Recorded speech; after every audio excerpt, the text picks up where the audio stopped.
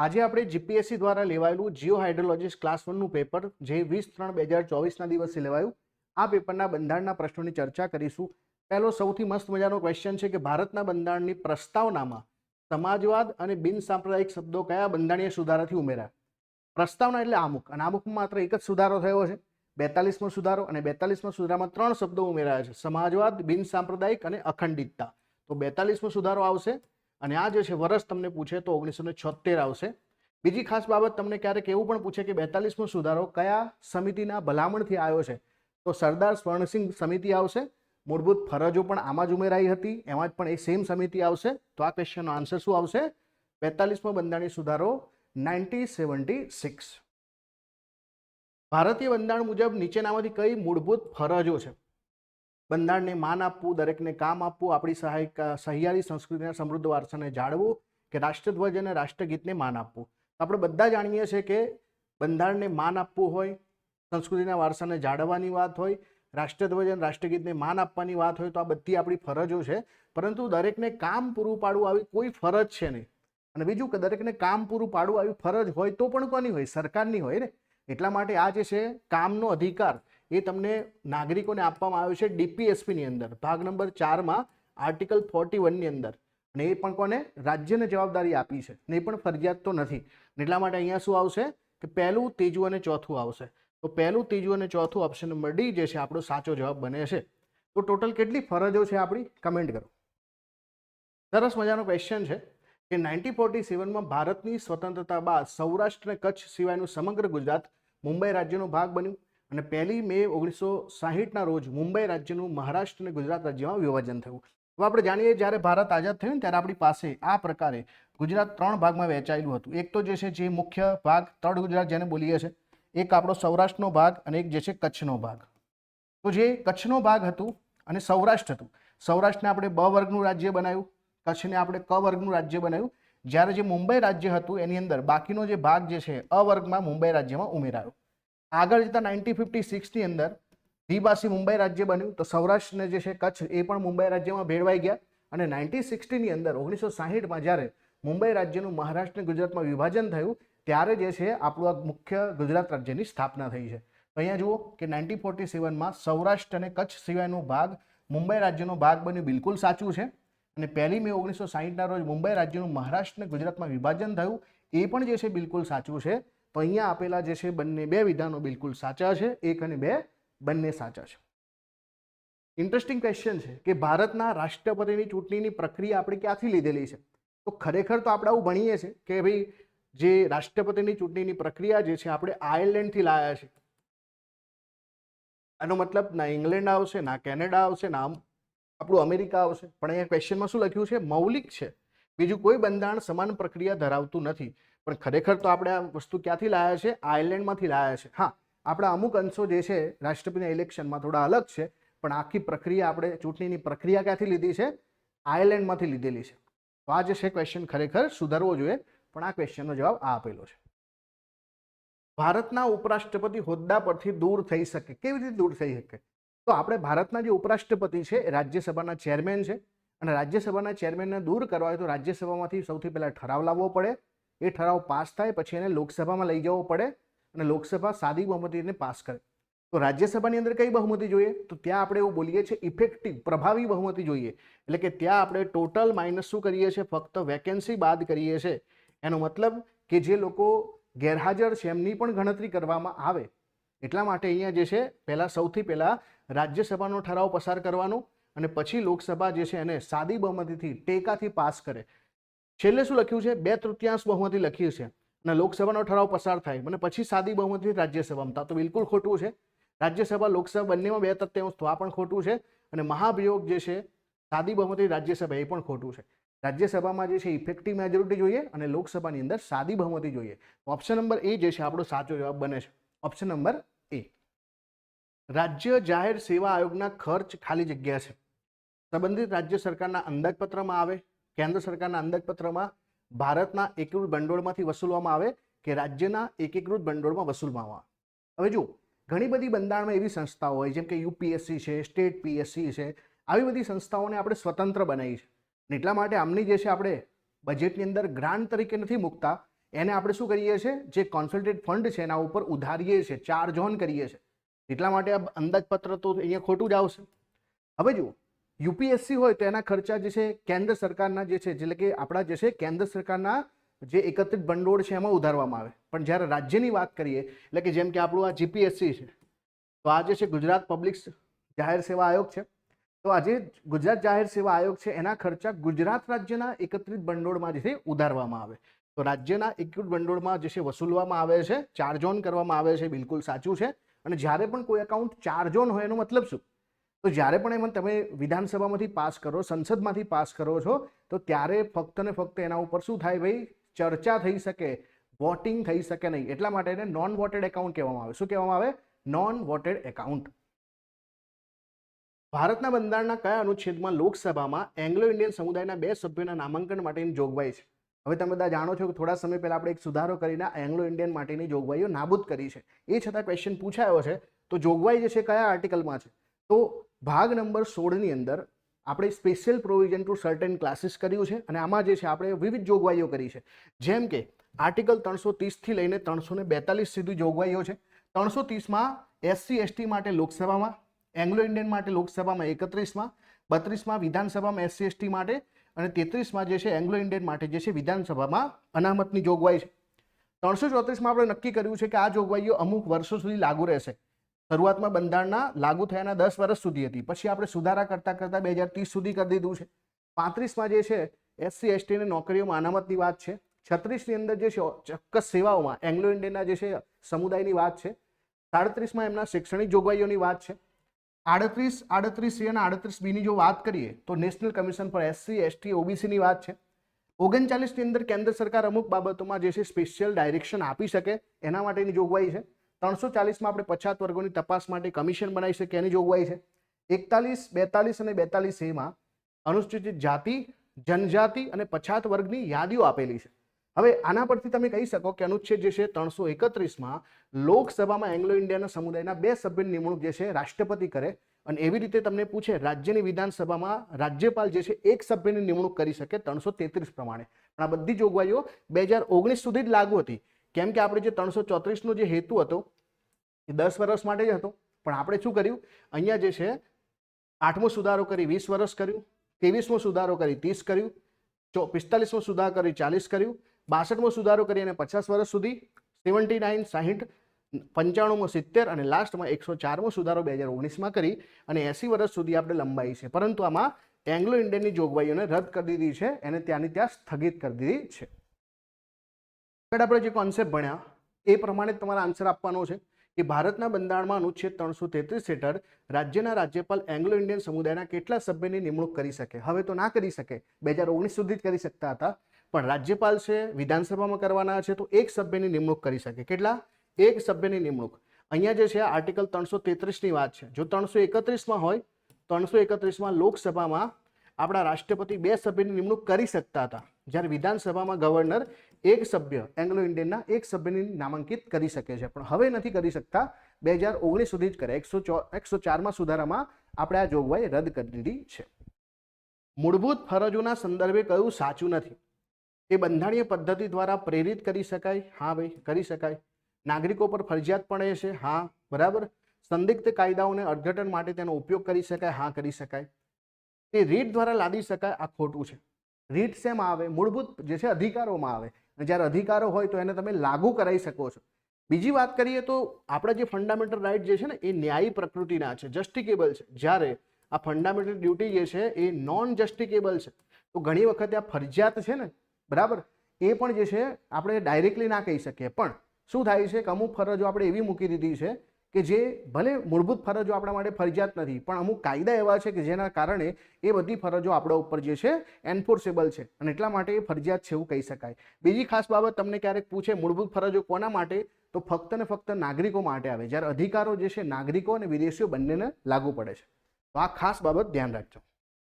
સરસ ક્વેશ્ચન છે કે પંચાયત અને નગરપાલિકાઓ મહિલાઓ માટે ત્રીજા ભાગની બેઠકો અનામતનો કયો બંધારણીય સુધારો રજૂ કરવામાં આવ્યો? તો જો સૌથી અગત્યનો કોન્સેપ્ટ છે, ઇવન જીપીએસસી કેવી ગડબડ કરે જુઓ તમે.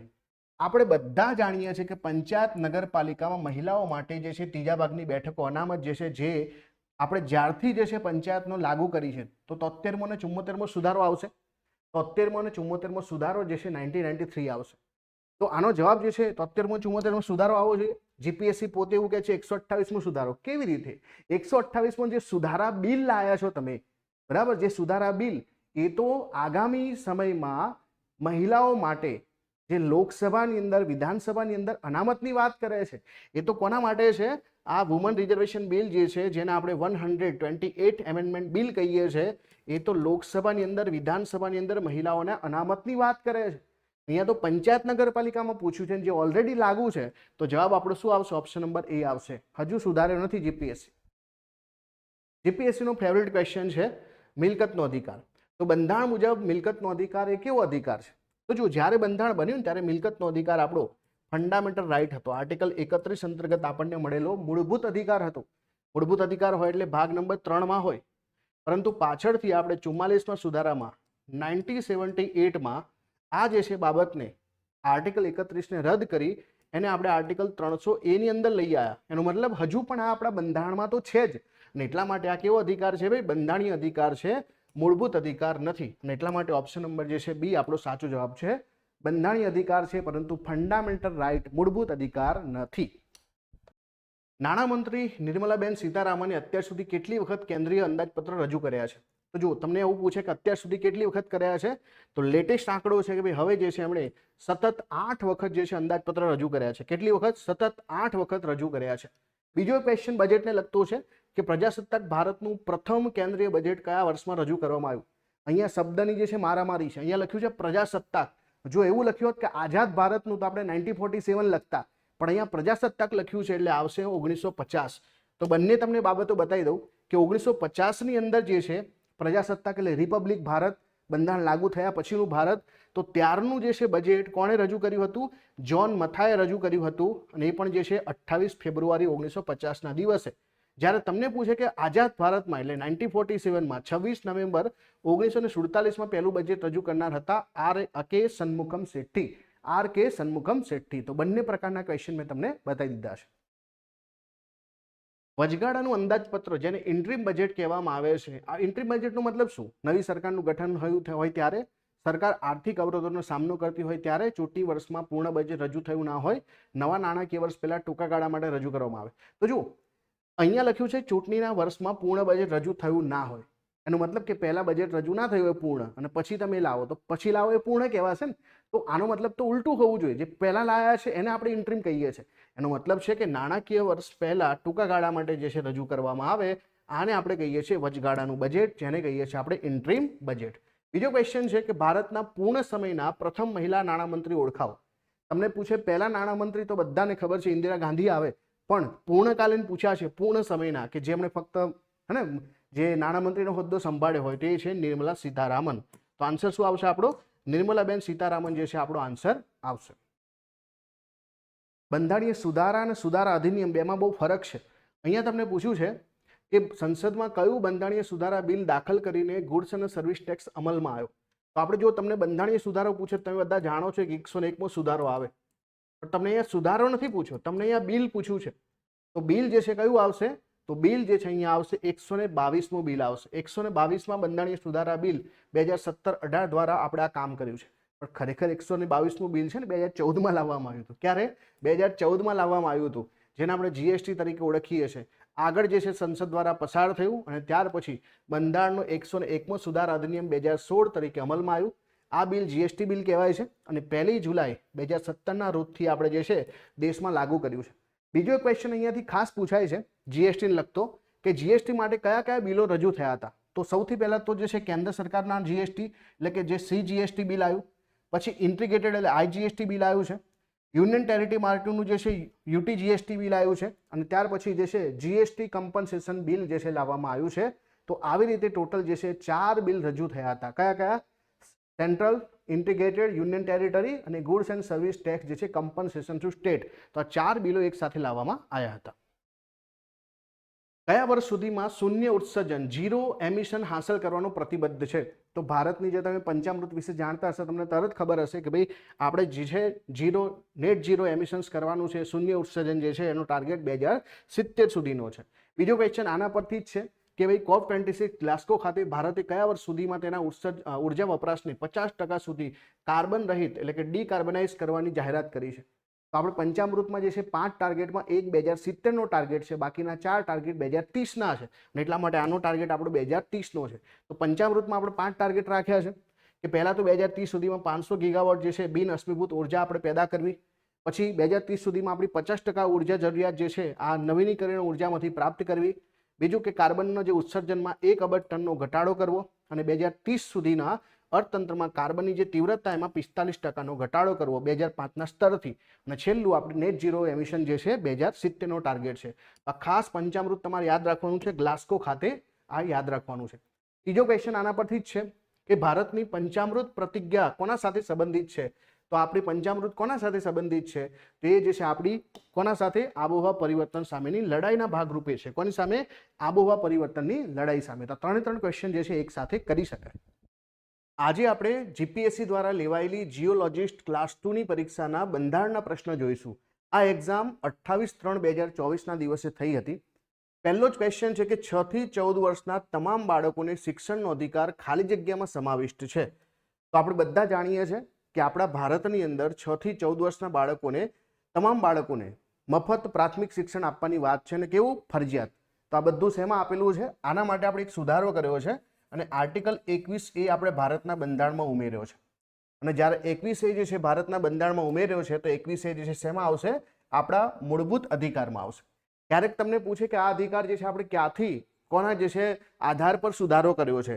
તો ડીપીએસપીની અંદર એક આર્ટિકલ છે, આર્ટિકલ 45, જેમાં લખ્યું હતું કે 0 થી 14 વર્ષના બાળકોની પ્રાથમિક સાર સંભાળ અને શિક્ષણની જવાબદારી રાજ્યની રહેશે, અને એના જ આધાર પર આપણે આ સુધારો કર્યો છે.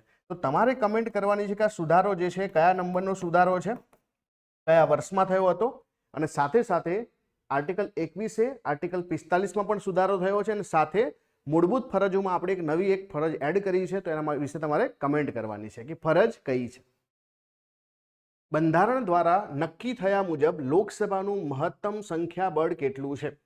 અહીંયા તમને જે ઓપ્શન આપ્યા છે 552 છે, 550 છે, 555 છે, 543 છે. કન્ફ્યુઝિંગ છે ને? તો અહીંયા પહેલા તો બંધારણ દ્વારા નક્કી કરવામાં આવ્યું છે. તો બંધારણ દ્વારા આપણે કેટલું નક્કી કર્યું છે? જેમ કે વર્તમાનની વાત કરીએ આપણે વર્તમાનમાં, તો વર્તમાનમાં જે છે આપણે 545 છે. આમાં પણ જે છે 543 જે છે બેઠકો સીધે સીધી, અને 2 બેઠકો એંગ્લો ઇન્ડિયન. પણ હવે આપણે આ એંગ્લો ઇન્ડિયન વાળી જોગવાઈ રદ કરી દીધી છે. પણ આ તો વર્તમાનમાં નથી પૂછ્યું આપણને, તો બંધારણમાં પૂછ્યું છે. તો બંધારણમાં બેઠકો કેટલી આવશે? 552 બેઠકો આવશે. કેટલી આવશે? 552 બેઠકો જે છે બંધારણ દ્વારા નક્કી કરવામાં આવી હતી લોકસભાની અંદર. અને એવું જ તમને સેમ રાજ્યસભામાં પૂછે તો રાજ્યસભામાં આવશે 250, અને વર્તમાનમાં કેટલી છે? તો અહીંયા વર્તમાનમાં જે છે 245 છે. કેટલી છે ભાઈ? 245. કોની? તો આ રાજ્યસભાની. આપણે લોકસભાની પણ વાત કરી. તો કમેન્ટ કરો કે ગુજરાતની અંદર લોકસભાની કેટલી બેઠક છે, અને ગુજરાતની અંદર રાજ્યસભાની કેટલી બેઠકો છે ગુજરાત રાજ્યની. તો આના વિશે તમારે કમેન્ટ કરવાની છે. 7મી અનુસૂચિ વિશે તમને ક્વેશ્ચન પૂછાયો છે કે ભારતના બંધારણની સમવર્તી યાદીમાં શું આવશે? તો આપણે જાણીએ છીએ 3 પ્રકારના લિસ્ટ છે. એક કેન્દ્ર યાદી આવે, એક રાજ્ય યાદી આવે, અને ત્રીજી એક આવે છે સહવર્તી યાદી. જો કેન્દ્ર યાદીની વાત કરીએ તો એની અંદર તમને બેન્કિંગ જોવા મળશે. ત્યાર પછી તમને આની અંદર જે છે બરાબર કઈ બાબત જોવા મળે? કે સૈન્યની બાબતો જોવા મળે, એટલે કે સંરક્ષણની બાબતો જોવા મળે. બરાબર, આ બધી બાબતો. નાગરિકતા, આ નાગરિકતા પણ તમને કેન્દ્રમાં જોવા મળે. રાજ્યની વાત કરીએ તો પોલીસ છે, પછી જમીન છે, પછી પબ્લિક ઓર્ડર છે, જાહેર વ્યવસ્થા, આ બધું તમને રાજ્યમાં જોવા મળે. સંવર્તીમાં શું જોવા મળે? કે શિક્ષણ છે, બરાબર, તોલમાપ છે. આ બધું તમને જે છે સંવર્તી યાદીની અંદર જોવા મળે છે. લગ્ન અને જે છે ડાયવોર્સ સંબંધિત બાબતો, એ બધી તમને સહવર્તી યાદીમાં જોવા મળે. તો અહીંયા જુઓ તમને શું આપ્યું છે? સહવર્તી યાદીમાં શું આવશે? તો જો સ્થાનિક સરકાર જે છે એ તમને રાજ્યમાં જોવા મળશે, એટલે આ આપણો જવાબ નથી. આંતરરાજ્ય નદીની વાત કરીએ તો કેન્દ્ર યાદીમાં છે, એટલે આ પણ આમાં નથી. નાગરિકતા પણ કેન્દ્ર યાદીમાં છે, એટલે આ પણ નથી. તો જે ટ્રેડ યુનિયન છે એ એકચ્યુઅલીમાં સહવર્તી યાદીમાં આવશે. શેમાં આવશે? સહવર્તી યાદીમાં આવશે.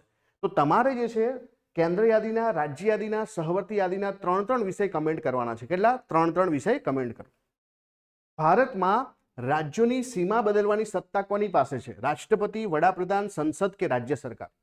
હવે તમે જો ભારતના બંધારણનો ભાગ નંબર 1 વાંચ્યો હશે તો એની અંદર છે એક આર્ટિકલ 3. આર્ટિકલ 3 મુજબ કોઈ પણ રાજ્યનું નામ, સીમા કંઈ પણ બદલવું હોય તો એના માટેનું બિલ જે લાવવામાં આવે, આ બિલ જે છે સંસદમાં લાવવામાં આવે. પણ સંસદ આ બિલ ડાયરેક્ટલી લાવી ના શકે, એના પહેલા એના રાષ્ટ્રપતિની પૂર્વ મંજૂરી લેવી પડે. રાષ્ટ્રપતિ જે તે સંબંધિત રાજ્યના બિલ મોકલશે, પણ રાજ્યની ભલામણો, રાજ્યની વિધાનસભા અને રાજ્યની સરકારની ભલામણો ના તો રાષ્ટ્રપતિ માટે કે ના તો સંસદ માટે બંધન કરતા નથી. આ રાષ્ટ્રપતિ જે છે બિલને જ્યારે સંસદમાં મોકલાવે તો સંસદ સાદી બહુમતીથી એને પાસ કરી અને જે છે આખરે રાષ્ટ્રપતિને મોકલશે, રાષ્ટ્રપતિ બિલને મંજૂર કરશે. તો કોઈ પણ રાજ્યની નામ, સીમા કંઈ પણ બદલવું હોય તેની સત્તા એકમાત્ર દેશની સંસદ પાસે છે. કોની પાસે છે ભાઈ? સંસદ પાસે છે. પણ આવું બિલ લાવતા પહેલા રાષ્ટ્રપતિની આપણે પૂર્વ મંજૂરી જોઈએ. તો જવાબ શું આવશે? જવાબ આવશે સંસદ. ક્લિયર છે? બીજી એક ખાસ બાબત, તમને ક્યારેક એવું પૂછવામાં આવે કે કોઈ યુનિયન ટેરિટરી છે એની સીમા કે નામ કંઈ બદલવું હોય તો રાષ્ટ્રપતિએ જે તે સંબંધિત કેન્દ્રશાસિત પ્રદેશને આ પ્રસ્તાવ મૂકવાની જરૂર પડે છે, રેફરન્સ મૂકવાની જરૂર પડે છે, હા કે ના? ફાઇનાન્સ કમિશન નાણાપંચનો સરસ મજાનો સવાલ છે કે નાણાપંચ સંદર્ભે કયું સાચું છે. નાણાપંચની જો વાત કરીએ તો ભારતના બંધારણમાં આર્ટિકલ 280 પ્રમાણે જ રચાયેલી સંસ્થા છે, એટલે બીજું તો સાચું છે. અને 280 પ્રમાણે રચાયેલી સંસ્થા છે, બંધારણમાં છે, તો ઓબ્વિયસલી છે કે આ આપણી બંધારણીય સંસ્થા છે, તો બીજું પણ સાચું છે.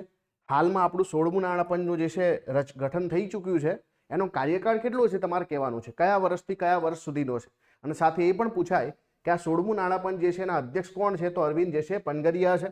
હવે અરવિંદ પનગરિયા જે છે એમની અધ્યક્ષતાની અંદર જે 16મું નાણાપંચ બન્યું, એમણે પોતાનો રિપોર્ટ જે છે કયા સમય સુધી પબ્લિશ કરવાનો છે અને કેટલા સમયગાળા માટેનો છે, બંને વસ્તુ અલગ છે. તો આ ત્રણે ત્રણ વિધાન આપણા જે છે બિલકુલ સાચા છે. તો તમારે બીજી એક વસ્તુ કમેન્ટ કરવાની છે કે નાણાપંચની અંદર અધ્યક્ષની સાથે સાથે જે છે કેટલા સભ્ય હોય છે, સભ્યોની સંખ્યા કેટલી છે, આના વિશે તમારે કમેન્ટ કરવાની છે. ભારતના સોલિસિટર જનરલ તરીકે કોને નિયુક્ત કરવામાં આવ્યા છે? કે વેણુગોપાલ, મુકુલ રોહતગી, તુષાર મહેતા, રામાસ્વામી વેંકટરામન. અહીંયા જો એટર્ની જનરલ નથી, કોણ છે? સોલિસિટર જનરલ છે. અને સોલિસિટર જનરલ તરીકે પસંદ થયા છે તુષાર મહેતા. તો પછી ભારતના એટર્ની જનરલ અત્યારે વર્તમાનમાં કોણ છે? અને સાથે સાથે બીજા 3 પદ વિશે માહિતી આપો કે શક્તિકાંત દાસ જે છે એ પહેલા આરબીઆઈના ગવર્નર હતા, તો હાલમાં જે છે એમને આપણે વડાપ્રધાનના પ્રિન્સિપલ સેક્રેટરી 2 તરીકે નિયુક્ત કર્યા છે. બીજું કે મુખ્ય ચૂંટણી કમિશનર કોણ છે? તો જ્ઞાનેશ કુમાર, તો મુખ્ય ચૂંટણી કમિશનર. અને હવે તમારે કમેન્ટ કરવાની છે કે વર્તમાનમાં આરબીઆઈના ગવર્નર કોણ છે. વર્તમાનમાં જે છે જીપીએસસીની પરીક્ષામાં 3 પદો વિશે પૂછવામાં આવ્યું છે, તો તમારે કમેન્ટ કરવાની છે કે આરબીઆઈના ગવર્નર વર્તમાનમાં કોણ છે. લોકસભાની અંદર અનુસૂચિત જનજાતિ માટે સૌથી મોટી સંખ્યામાં અનામત બેઠકો ધરાવતું રાજ્ય કયું છે? હવે અહીંયા છે મધ્યપ્રદેશ છે, ઉત્તર પ્રદેશ છે, ગુજરાત છે કે બિહાર છે. અહીંયા તમને કીધું છે અનુસૂચિત જનજાતિ, તો જે રાજ્યની અંદર અનુસૂચિત જનજાતિ વધારે છે ત્યાં વધારે રિઝર્વેશન છે, અને એટલા માટે આ ક્વેશ્ચનનો આન્સર છે મધ્યપ્રદેશ. તો મધ્યપ્રદેશની અંદર સૌથી વધુ જે છે અનુસૂચિત જનજાતિ માટે જે છે અનામત બેઠકો છે. કેટલી છે? 6 બેઠકો છે. હવે ઓવરઓલ આપણે વાત કરીએ તો લોકસભાની અંદર જે છે શેડ્યુલ કાસ્ટ માટે, જનજાતિ માટે 84 અને શેડ્યુલ ટ્રાઇબ એટલે કે જે છે અને અનુસૂચિત જનજાતિ માટે જે છે અને 47, અનુસૂચિત જાતિ માટે 84 અને જનજાતિ માટે 47 બેઠકો અનામત છે.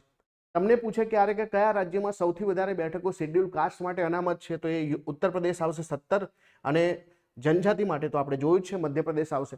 તો અહીંયાથી સીધો ક્વેશ્ચન આપણે ગુજરાત માટે પણ પૂછાય કે ગુજરાતમાં જે છે એસસી બેઠકો કેટલી અનામત છે, બરાબર? એસસી બેઠકો કેટલી અનામત છે અને એસટી બેઠકો કેટલી અનામત છે? ચલો એસટી હું કમેન્ટ કરી દઉં છું, એસટી 4 છે. તો એસસીની બેઠકો કેટલી અનામત છે એને કમેન્ટ તમારે કરવાની છે. ભારતના બંધારણ અંતર્ગત નીચેનામાંથી કયા અનુચ્છેદ મુજબ સંસદને રાજ્ય યાદીના વિષયને કાયદો બનાવવાની સત્તા છે? આપણે જાણીએ છીએ કે નોર્મલી રાજ્ય યાદીના વિષય પર રાજ્ય કાયદો બનાવે, પણ અમુક 5 એવી એક્સ્ટ્રા ઓર્ડિનરી પરિસ્થિતિ છે, જેમ કે કોઈ પણ જે છે રાષ્ટ્રીય હિતની બાબતમાં રાજ્યસભાને એવું લાગે છે કે આ બાબતમાં કેન્દ્રએ કાયદો બનાવવો જોઈએ.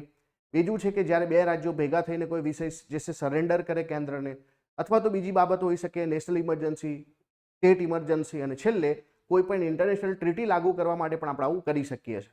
તો અહીંયા સિચ્યુએશન શું છે? રાજ્યના વિષયમાં કાયદો બનાવવાની સત્તા રાજ્યસભા દ્વારા સંસદને ક્યારે સોંપવામાં આવે, કઈ બાબતમાં, કયા આર્ટિકલમાં? તો આવશે આર્ટિકલ અનુચ્છેદ જે છે 249.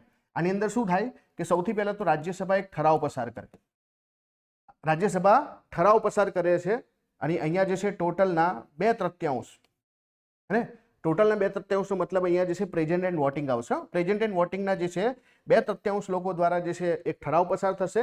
આ ઠરાવની વેલિડિટી 1 વર્ષની હશે અને આ ઠરાવ દ્વારા જે છે સંસદને સત્તા મળે છે કે રાજ્યઆદિના જે વિષય પર આ ઠરાવ પસાર થયો હશે એ વિષય પર કાયદો બનાવવાની સત્તા જે છે સંસદ પાસે રહેશે.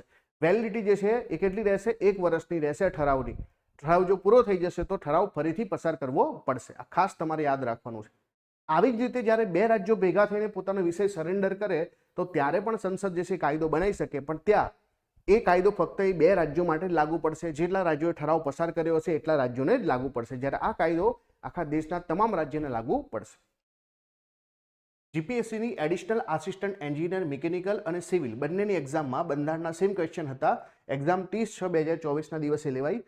સૌથી પહેલો ક્વેશ્ચન છે કે ભારતીય બંધારણની સભાના સંદર્ભમાં નીચેના વિધાનનો વિચારણામાં લઈ તમારે યોગ્ય વિધાનો પસંદ કરવાના છે.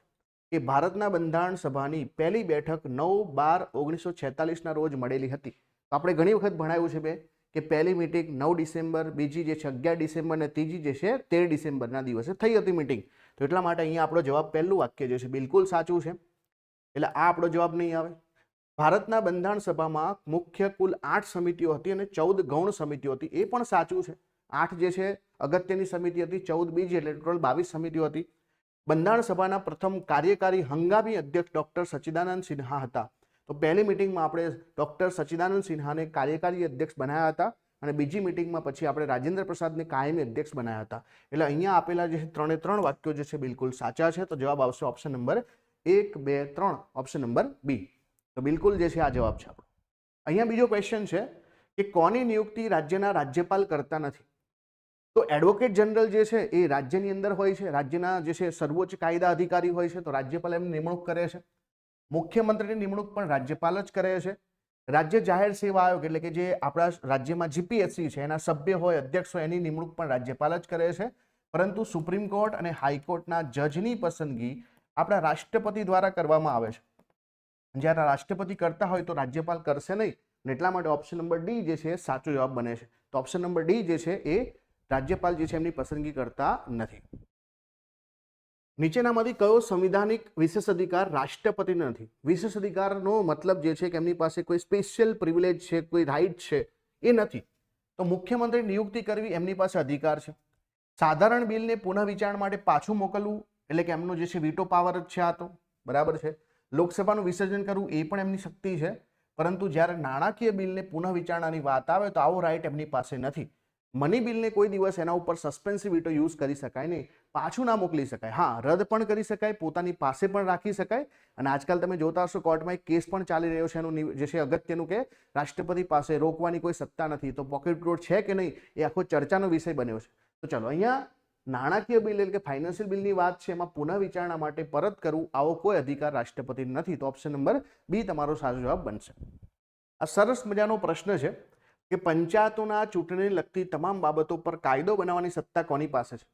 પહેલા તો પંચાયત જે છે વિષય કોનો છે? પંચાયત વિષય રાજ્યનો છે. ભલે આપણે 73મો 74મો સુધારો કર્યો છે, એ બંધારણમાં સુધારો કર્યો છે, પણ બંધારણમાં જે પંચાયતો મૂકવામાં આવી છે એના ઉપર અલગથી દરેક રાજ્ય પોતાના કાયદા બનાવી શકે. તો એક રાજ્યમાં કોણ બનાવશે? તમને ઓપ્શન આપેલા છે કે રાજ્યનું ચૂંટણી કમિશન બનાવશે, રાજ્યપાલ બનાવશે, વિધાનમંડળ બનાવશે કે ભારતની સંસદ. તો કાયદા બનાવવાનું કામ જે છે એ કાયદાકીય સંસ્થાનું હોય ને રાજ્યમાં કાયદાકીય સંસ્થા કોણ છે? તો એ છે રાજ્યની વિધાનમંડળ. તો ઓપ્શન નંબર બી જે છે અહીંયા સાચો જવાબ બને છે. Option number B right answer છે. આ પ્રકારના ક્વેશ્ચન માટે તમારે માહિતી ગોખવી પડે, એના સિવાય તો કોઈ ઓપ્શન નથી. નીચેના પૈકી કયા રાજ્યને રાજ્યસભામાં 10 બેઠકોની ફાળવણી કરવામાં આવેલી છે? ઓરિસ્સા, રાજસ્થાન, બંને રાજ્ય, મધ્યપ્રદેશ. મધ્યપ્રદેશની અંદર તો જે છે ગુજરાત કરતાં વસ્તી વધારે છે, તો ગુજરાતની જો 11 બેઠકો હોય તો મધ્યપ્રદેશનો તો વધારે જ હશે, અને એટલા માટે અહીંયા આન્સર છે ઓરિસ્સા અને રાજસ્થાન બંને.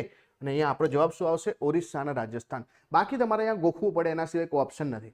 ચલો, એક આન્સર તમારે આપવાનો છે કે રાજ્યસભાની અંદર વર્તમાનમાં જે છે કેટલી બેઠકો છે, કેટલી નક્કી કરવામાં આવી છે વર્તમાનમાં, અને એમાંથી તમને બધાને ખબર હશે કે રાષ્ટ્રપતિ જે છે કેટલી બેઠકોની જે છે નિમણૂક કરે છે, કેટલી બેઠકોની નિમણૂક કરે છે. રાજ્યસભાની અંદર SC અને ST માટે કેટલું અનામત હોય છે? કોઈ કહી શકે?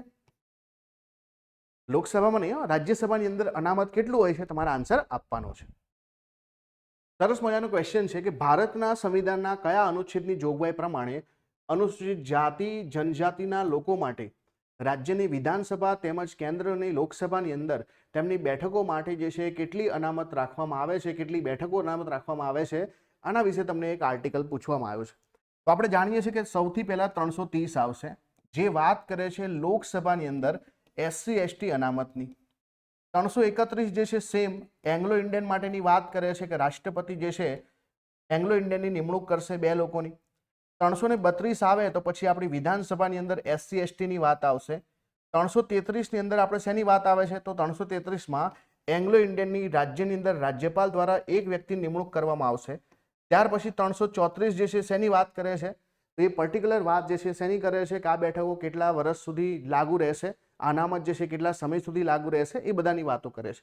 તો સિમ્પલ અહીંયા આ બધા આર્ટિકલો જે છે, કેમ કે જો આ જ આર્ટિકલ નહીં હોય તો આગળની શરતો જે છે પૂરી થઈ જશે, કેમ કે આપણે શરૂઆતમાં બંધારણના 10 વર્ષ સુધી આ જોગવાઈઓ હતી અને એમાં જ સુધારો કરીને આપણે જે છે અત્યારે 2030 સુધી લંબાઈ દીધું છે. તો 2030 સુધી લંબાયું છે, એના માટે ઇફેક્ટિવ આર્ટિકલ 334. તો અહીંયા આપેલા જવાબ જે છે 3 વિકલ્પો આપણા સાચા આવશે. તો 3 વિકલ્પો સાચા આવશે. Option number D is the right answer. કઈ સંસ્થા બંધારણીય છે, કઈ સંસ્થા જે છે ગેરબંધારણીય છે, વૈધાનિક સંસ્થા છે, કારોબારી સંસ્થા છે, અર્ધન્યાયિક સંસ્થા છે? આ વખતના જીપીએસસી નું પેપર જુઓ અને સરસ મજાના પ્રશ્નો પૂછાયા છે એના ઉપર. તો બંધારણીય સંસ્થા તમને બધાને ખબર પડે કે ભાઈ કઈ છે. પહેલા તો જો વાત કરીએ આપણે નીતિ આયોગ, તો આ તો કારોબારી સંસ્થા છે, એક્ઝિક્યુટિવ બોડી છે. માનવ અધિકાર પંચની વાત કરીએ તો 1993 અંતર્ગત જે છે એક્ટથી બનેલી સંસ્થા છે, તો એ પણ જે છે આપણી વૈધાનિક સંસ્થા કહેવાશે, બંધારણીય તો નથી જ. લોકપાલ પણ જે છે આપણે 2013ના એક્ટ પ્રમાણે બનેલી છે અને એટલા માટે આ પણ જે છે આપણી વૈધાનિક સંસ્થા કહેવાશે. તો નાણાં પંચ આર્ટિકલ 280 પ્રમાણે બનેલી છે. અને જો બંધારણીય સંસ્થાઓ એટલે હંમેશા આર્ટિકલ આવે, બંધારણનો કોઈ અનુચ્છેદ એની સાથે જોડાયેલો હોય અને એટલા માટે તો જે બંધારણીય સંસ્થા બને, બાકી બને નહીં. જેમ કે આપણે રિસન્ટલી એક સંસ્થા બનાવી છે GST કાઉન્સિલ, તો GST કાઉન્સિલ માટે છે ને 279A. પછી national commission four backward class જે છે રિસન્ટલી આપણે એને બંધારણીય દરજ્જો આપ્યો હતો થોડા વર્ષો પહેલા, તો એના માટે 338B માં જોગવાઈ છે. તો આવી કોઈ પણ સંસ્થા હોય જે બંધારણીય હોય તો એના માટે બંધારણના અંદર અનુચ્છેદ તમને 100% જોવા મળે, બરાબર, 100%. જંગલો અને વન્ય પશુ પક્ષીઓ સહિત પર્યાવરણની જતનની જોગવાઈ ભારતના સંવિધાનના કયા અનુચ્છેદમાં કરવામાં આવેલી છે? અહીંયા બે વસ્તુ પૂછીએ. જો જંગલો અને વન્ય પશુ પક્ષીઓ સહિત પર્યાવરણના જતનની જોગવાઈ ભારતના સંવિધાનના કયા અનુચ્છેદમાં છે? એક તો આર્ટિકલ 47 છે, બીજું છે અહીંયા અનુચ્છેદ 48 ક છે, અનુચ્છેદ 51 ક જ છે. તો આપણે બે જગ્યાએ આવું જોઈએ છે. એક તો DPSP ની અંદર તમને આપેલું છે કે રાજ્યની ફરજ રહેશે કે રાજ્ય જે છે આ પર્યાવરણનું જતન કરે, જ્યારે જે મૂળભૂત અધિકારોની નહીં પરંતુ ફરજોની વાત આપણે ફંડામેન્ટલ ડ્યુટીઝની અંદર આપણને એવું કીધું છે કે ભાઈ દેશના નાગરિક તરીકે આપણી પણ એક ફરજ બને છે કે પર્યાવરણનું જતન કરવું, નુકસાન ના કરવું. તો એટલા માટે ઓપ્શન નંબર ડી જે છે આ બંને જગ્યાએ આવશે. 48A પણ આવશે, 51A જે છે જ પણ આવશે. બંને જગ્યા પર આપણને આ પ્રકારની ફરજો જોવા મળે છે. થોડા સમય પહેલા જીપીએસસી એક ઇન્ટરેસ્ટિંગ પ્રશ્ન પૂછ્યો હતો. આ સ્ટેટમેન્ટમાં એવું પૂછ્યું હતું કે પર્યાવરણના જતનની જોગવાઈ રાજ્યની ફરજ છે. આવું કયા આર્ટિકલમાં લખેલું છે? તો રાજ્યની જો ફરજ આવે તો ત્યાં જે છે આપણે મૂળભૂત ફરજો નહીં ગણવાની. રાજ્યની ફરજ હંમેશા DPSP છે, નૈતિક ફરજો છે, રાજ્ય નીતિના માર્ગદર્શક સિદ્ધાંતો આવશે. ફરજ છે એ કહેવાય ને કે એન્ફોર્સેબલ નથી, એને લાગુ નથી કરાવી શકતા આપણે, પણ ફરજ છે, નૈતિક ફરજ તો છે. સરસ મજાનો ક્વેશ્ચન છે કે ભારતના બંધારણે સ્ત્રીઓને કેટલાક અધિકારો બખ્શ્યા છે, આમાં કયા વિધાન યોગ્ય છે? આર્ટિકલ 14 માં લિંગભેદ વિનાની સમાનતા. તો આર્ટિકલ 14 શેની વાત કરે છે ભાઈ? આર્ટિકલ 14 જે છે એ કાયદા સમક્ષ સમાનતાની વાત કરે છે. તો એ પણ એ જ વાત કરે છે કે કોઈ પણ પ્રકારનો જે છે શું થવો ના જોઈએ, કોઈ પણ પ્રકારનો જે છે ભેદભાવ ના થવો જોઈએ. આર્ટિકલ 51A ની વાત કરીએ આપણે તો સ્ત્રીના ગૌરવનું રક્ષણની પણ વાત છે, તો એ પણ સાચું છે. 39 ક માં સ્ત્રીઓ માટે નાગરિકોના આજીવિકાનું પૂરતા સાધન મેળવવાનો અધિકાર છે, એ પણ સાચું છે. અને 15.3 માં રાજ્યને સ્ત્રીઓ માટે કોઈ ચોક્કસ જોગવાઈ કરવા માટે બાધ્ય આવશે નહીં, એની પણ જોગવાઈ છે કે મહિલાઓ માટે આમ તો શું કીધું છે કે કોઈ પણ વ્યક્તિ સાથે ભેદભાવ ના કરી શકો, પણ મહિલા અને બાળકો માટે તમારે અલગથી કોઈ જે છે કાયદા કાનૂન બનાવવો હોય, કોઈ સ્કીમ બનાવી હોય તો આર્ટિકલ 15 નું ઉલ્લંઘન નહીં ગણવાનું. આવા જે છે પોઝિટિવ ડિસ્ક્રિમિનેશન કરેલા છે, એટલા માટે એ પણ જે છે બિલકુલ સાચું છે. હવે ઘણાને જે છે અહીંયા આર્ટિકલ 14 માં લિંગભેદ ક્યાં લખ્યું છે એવું શોધવાની જરૂર પડે. તો ખરેખર વાત શું છે, કાયદો તમામ માટે સરખો રહેશે, એવું નહીં હોય કે મહિલાઓ માટે અલગ છે, પુરુષો માટે અલગ છે. એટલા માટે એ વાક્ય પણ જે છે બિલકુલ સાચું છે અને એટલા માટે ઓપ્શન નંબર જે છે બી આપણો જવાબ આવશે કે બધા જ જે છે બિલકુલ સાચા છે. બાકી આર્ટિકલ 15માં લખેલું છે કે ભાઈ આપણે રાજ્ય કોઈ પણ સાથે ભેદભાવ નહીં કરે, બરાબર, કોઈ પણ આધાર પર ધર્મ, જાતિ, જ્ઞાતિ, લિંગ, જન્મસ્થળ. તો એટલા માટે તમે કદાચ વિચારો કે આ 15નો જે છે જવાબ આવે, પણ આર્ટિકલ 14 બિલકુલ સાચું છે. દેશમાં 6 થી 14 વર્ષની ઉંમરના દરેક બાળકને પ્રાથમિક શિક્ષણ 1 થી 8 ધોરણ સુધીનું શિક્ષણ પ્રાપ્ત કરવાનો નૈતિક અધિકાર છે તેવી જોગવાઈ કેન્દ્ર સરકાર દ્વારા મફત અને ફરજિયાત શિક્ષણનો અધિકાર અધિનિયમ ખાલી જગ્યામાં કરવામાં આવેલી છે. હવે અહીંયા જુઓ, સૌથી પહેલા તો આપણે બંધારણની અંદર આ વસ્તુ એડ કરી, આર્ટિકલ 21A, આર્ટિકલ 45 અને આર્ટિકલ 51 એની અંદર એક ફરજ એડ કરીને, અને તમને બધાને ખબર છે કે આવું કરવાથી આપણે શું કર્યું છે. હવે જુઓ, રાજ્ય પાસે બે ઓપ્શન હતા કે કાં તો જે છે રાજ્ય નવી સરકારી સ્કૂલો ઊભી કરે, કાં તો જે છે કોઈ એક એક્ટ બનાવીને ખાનગી સંસ્થાઓમાં પણ ગરીબ બાળકોને જે છે એડમિશન આપે. અને એટલા માટે જે છે જો આપણે રાઇટ ટુ એજ્યુકેશનની વાત કરીએ તો આરટી એક્ટ જે છે આપણે 2009માં લાયા છે. ક્યારે લાયા છે? 2009માં. જેમાં જેટલી પણ શાળાઓ છે, લઘુમતી સિવાયની તમામ શાળાઓમાં આરટીની બેઠકો આવે અને એમાં ગરીબ બાળકોને મફત ભણવામાં મળે. તો એટલા માટે અહીંયા જવાબ શું આવશે? 2009 આવશે. શું આવશે? 2009. રાષ્ટ્રીય માનવ અધિકાર આયોગના સંદર્ભમાં તમને વિધાનો આપેલા છે કે આયોગ પાસે દીવાની અદાલતની સત્તા છે. રાષ્ટ્રીય માનવ અધિકાર આયોગની વાત કરીએ તો એને આપણે ક્વોસી જ્યુડિશિયલ બોડી બોલીએ છીએ, અર્ધન્યાયિક સંસ્થા. તો એ બિલકુલ સાચું છે કે એની પાસે દીવાની સત્તા છે. આયોગ કોઈ પણ જેલની મુલાકાત લઈ શકે છે, કેદીઓની સ્થિતિનું નિરીક્ષણ કરી શકે છે, તેથી સુધારણા માટેના સૂચનો કરી શકે છે. આ તો કામ છે માનવ અધિકાર આયોગનું. બીજું છે માનવ અધિકારના ઉલ્લંઘન કોઈ પણ ફરિયાદના સંદર્ભમાં તપાસ કરવાનો અધિકાર છે. બિલકુલ સાચું. પણ જો તમને ક્યારેક એવું પૂછે કે ભાઈ રાષ્ટ્રીય માનવ અધિકાર આયોગ જે છે કોઈને દંડ કરી શકે, સજા કરી શકે, તો ના, એની પાસે દંડ કે સજા કરવાનો અધિકાર નથી. તપાસ કરવાનો અધિકાર છે, સંજ્ઞાન લેવાનો અધિકાર છે, સુઓ મોટો કરવાનો અધિકાર છે, પણ અહીંયા જે છે કોઈ જગ્યાએ દંડ કરવાનો અધિકાર નથી. પણ અહીંયા તો આપેલા 3 વિધાન સાચા છે. હાલમાં જીપીએસસીમાં આ પ્રકારનો જ ક્વેશ્ચન હતો કે દંડ કરી શકે છે, દંડ ના કરી શકે. ક્લિયર? દંડ ના કરી શકે. Senior scientific assistant class 3, additional assistant engineer civil, junior geologist class 3, આ ત્રણેયની એક્ઝામમાં આપણું જીએસ સેમ હતું. 7/7/2024ના દિવસે એક્ઝામ લેવાઈ અને આમાં બંધારણનો સૌથી અગત્યનો ક્વેશ્ચન છે કે ભારતનું સંવિધાન કઈ તારીખે અપનાવી તેને અધિનિયમિત કરી પોતાને અર્પિત કરવામાં આવેલું હતું. આ ત્રણેય સ્ટેટમેન્ટ જે છે, ત્રણેય શબ્દો ક્યાં લખેલા છે? આમુખની અંદર. અને આમુખમાં એક ડેટ લખેલી છે, જે ડેટ છે 26 નવેમ્બર 1949. તો 26 નવેમ્બર 1949ના દિવસે આપણે આપણું બંધારણ અપનાવ્યું હતું, અધિનિયમિત કર્યું હતું અને પોતાને સમર્પિત કર્યું હતું. હમણાં જ જે પીએસસીમાં આ એક ક્વેશ્ચન પૂછાયો હતો, જેમાં એક સ્ટેટમેન્ટ હતું કે ભારતનું બંધારણ જે છે ખાલી જગ્યા તારીખે અપનાવવામાં આવ્યું હતું અને ત્યાં ઘણી બધી ગડબડ પણ છે જે ચર્ચામાં આવી છે. આ ક્વેશ્ચનની અંદર સિમ્પલ તમારે જોડકા જ જોડવાના છે. 14, 21, 24 અને 26 આર્ટિકલ છે. તો તમે બધા જાણો છો કે આર્ટિકલ જ્યારે 14ની વાત આવે તો કાયદા સમક્ષ સમાનતાની આપણે વાતો કરીએ છીએ, તો ઓપ્શન નંબર જે છે બી આવશે. 21ની વાત કરીએ તો જીવન અને શરીર સ્વાતંત્ર્યના રક્ષણની વાત આવશે. 24ની વાત કરીએ તો જે છે બાળ મજૂરીની વાત આવે અને ધાર્મિક બાબતોના વહીવટ કરવાની વાત આવે તો 26 જે છે એની સાથે જે છે આવશે. તો આ તમારો જવાબ થશે. 1ની સાથે બી, 2ની સાથે 1, 1ની સાથે બી, 2ની સાથે એ, 3ની સાથે સી, 3ની સાથે ડી અને 4ની સાથે એ. તો આ તમારો જવાબ છે. Option number B is the right answer. Simple જોડકા જ જોડવાના છે આર્ટિકલો મુજબ. અહીંયા તમને અનુચ્છેદના કયા અનુચ્છેદમાં આ લખ્યું છે એ પ્રકારનો ક્વેશ્ચન પૂછ્યો છે કે કોઈ ન્યાયાલય આ ભાગની જોગવાઈને અમલ કરાવી શકશે નહીં, છતાં તેમાં દર્શાવેલ સિદ્ધાંતો દેશના રાજ્ય વહીવટમાં જે છે મૂળભૂત રહેશે અને કાયદો ઘડતી વખતે આ સિદ્ધાંતો લાગુ પાડવાની રાજ્યની ફરજ રહેશે. ટૂંકમાં અહીંયા વાત થઈ રહી છે ભાગ નંબર 4ની, અને ભાગ નંબર 4ની અંદર જે છે સીધું આ આર્ટિકલ 27 તો આવે જ નહીં. 35, 37 તો 35 પણ નહીં આવે. તો બે અને ત્યાં તો ભાગની શરૂઆત જ 36થી થાય, તો 36 થી 51 સુધીના આર્ટિકલ આવે. તો 39માં તો આપણે જે છે વિવિધ પ્રકારની જોગવાઈઓ કરેલી છે, તો આ પણ નથી. તો આર્ટિકલ 37 જે છે જેની અંદર આ લખ્યું છે. તો ડીપીએસપી જે છે એ રાજ્ય માટે બાધ્ય નથી. ના આપણે કોઈ અદાલતમાં જે છે લાગુ કરાવી શકીએ, ના અદાલત એને લાગુ કરાવી શકે, પણ રાજ્ય જે છે જ્યારે દેશનો વહીવટ કરવાનો હશે ત્યારે આ સિદ્ધાંતોને લાગુ કરવા એની ફરજ હશે. ક્યારેક પરીક્ષામાં આ પણ પૂછે છે કેવી ફરજ હશે? ફરજિયાત હશે, કાયદાકીય હશે? ના, નૈતિક ફરજ હશે. અને ઘણી વખત એની સાથે એક શબ્દ જોડવામાં આવે, રાજકીય જે છે ફરજ હશે, રાજકીય જવાબદારી હશે. કેમ? કારણ કે જો કોઈ પર્ટિક્યુલર પાર્ટીએ અથવા સરકારે જે છે ફરીથી સત્તામાં આવવું હશે, જીતવું હશે, તો જે છે લોકો માટે કામ કરવું પડશે, એટલે ડીપીએસપી લાગુ કરવા પડશે. તો જવાબ આપણો શું આવશે? 37 is the right answer. Article 37. અહીંયા તમારે જે છે આ વાક્ય કયા આર્ટિકલમાં લખ્યું છે એવું શોધવાનું છે કે ભારતના સમગ્ર રાજ્ય ક્ષેત્રમાં નાગરિકો માટે એક સરખો દીવાની કાયદો થાય તેમ કરવા માટે રાજ્ય પ્રયત્ન કરશે. તો આ બધાને ખબર છે યુનિફોર્મ સિવિલ કોડ આર્ટિકલ જે છે 44 આવશે. હવે તમારા માટે ક્વેશ્ચન છે કે વર્તમાનમાં ભારત સરકાર એટલે ભારત આઝાદ થયા પછી જે છે કોઈ સરકારે, કોઈ દેશની સરકારે, કોઈ રાજ્યની સરકારે યુનિફોર્મ સિવિલ કોડ લાગુ કર્યું એવું રાજ્ય કયું છે? અને ભારતમાં એવું કયું પહેલું રાજ્ય છે જ્યાં યુનિફોર્મ સિવિલ કોડ જે છે લાગુ જ છે? તો આ બંનેના આન્સર તમારે આપવાના છે. તો અહીંયા આન્સર શું આવશે? કલમ 44 આર્ટિકલ જે છે 44. અહીંયા તમને બે વાક્યો આપે છે, કયું વાક્ય સાચું એવું શોધવાનું છે. એક સંસદ રહેશે જે રાષ્ટ્રપતિ અને અનુક્રમે રાજ્યસભા લોકસભાને ઓળખાતા બે ગૃહોની બનશે.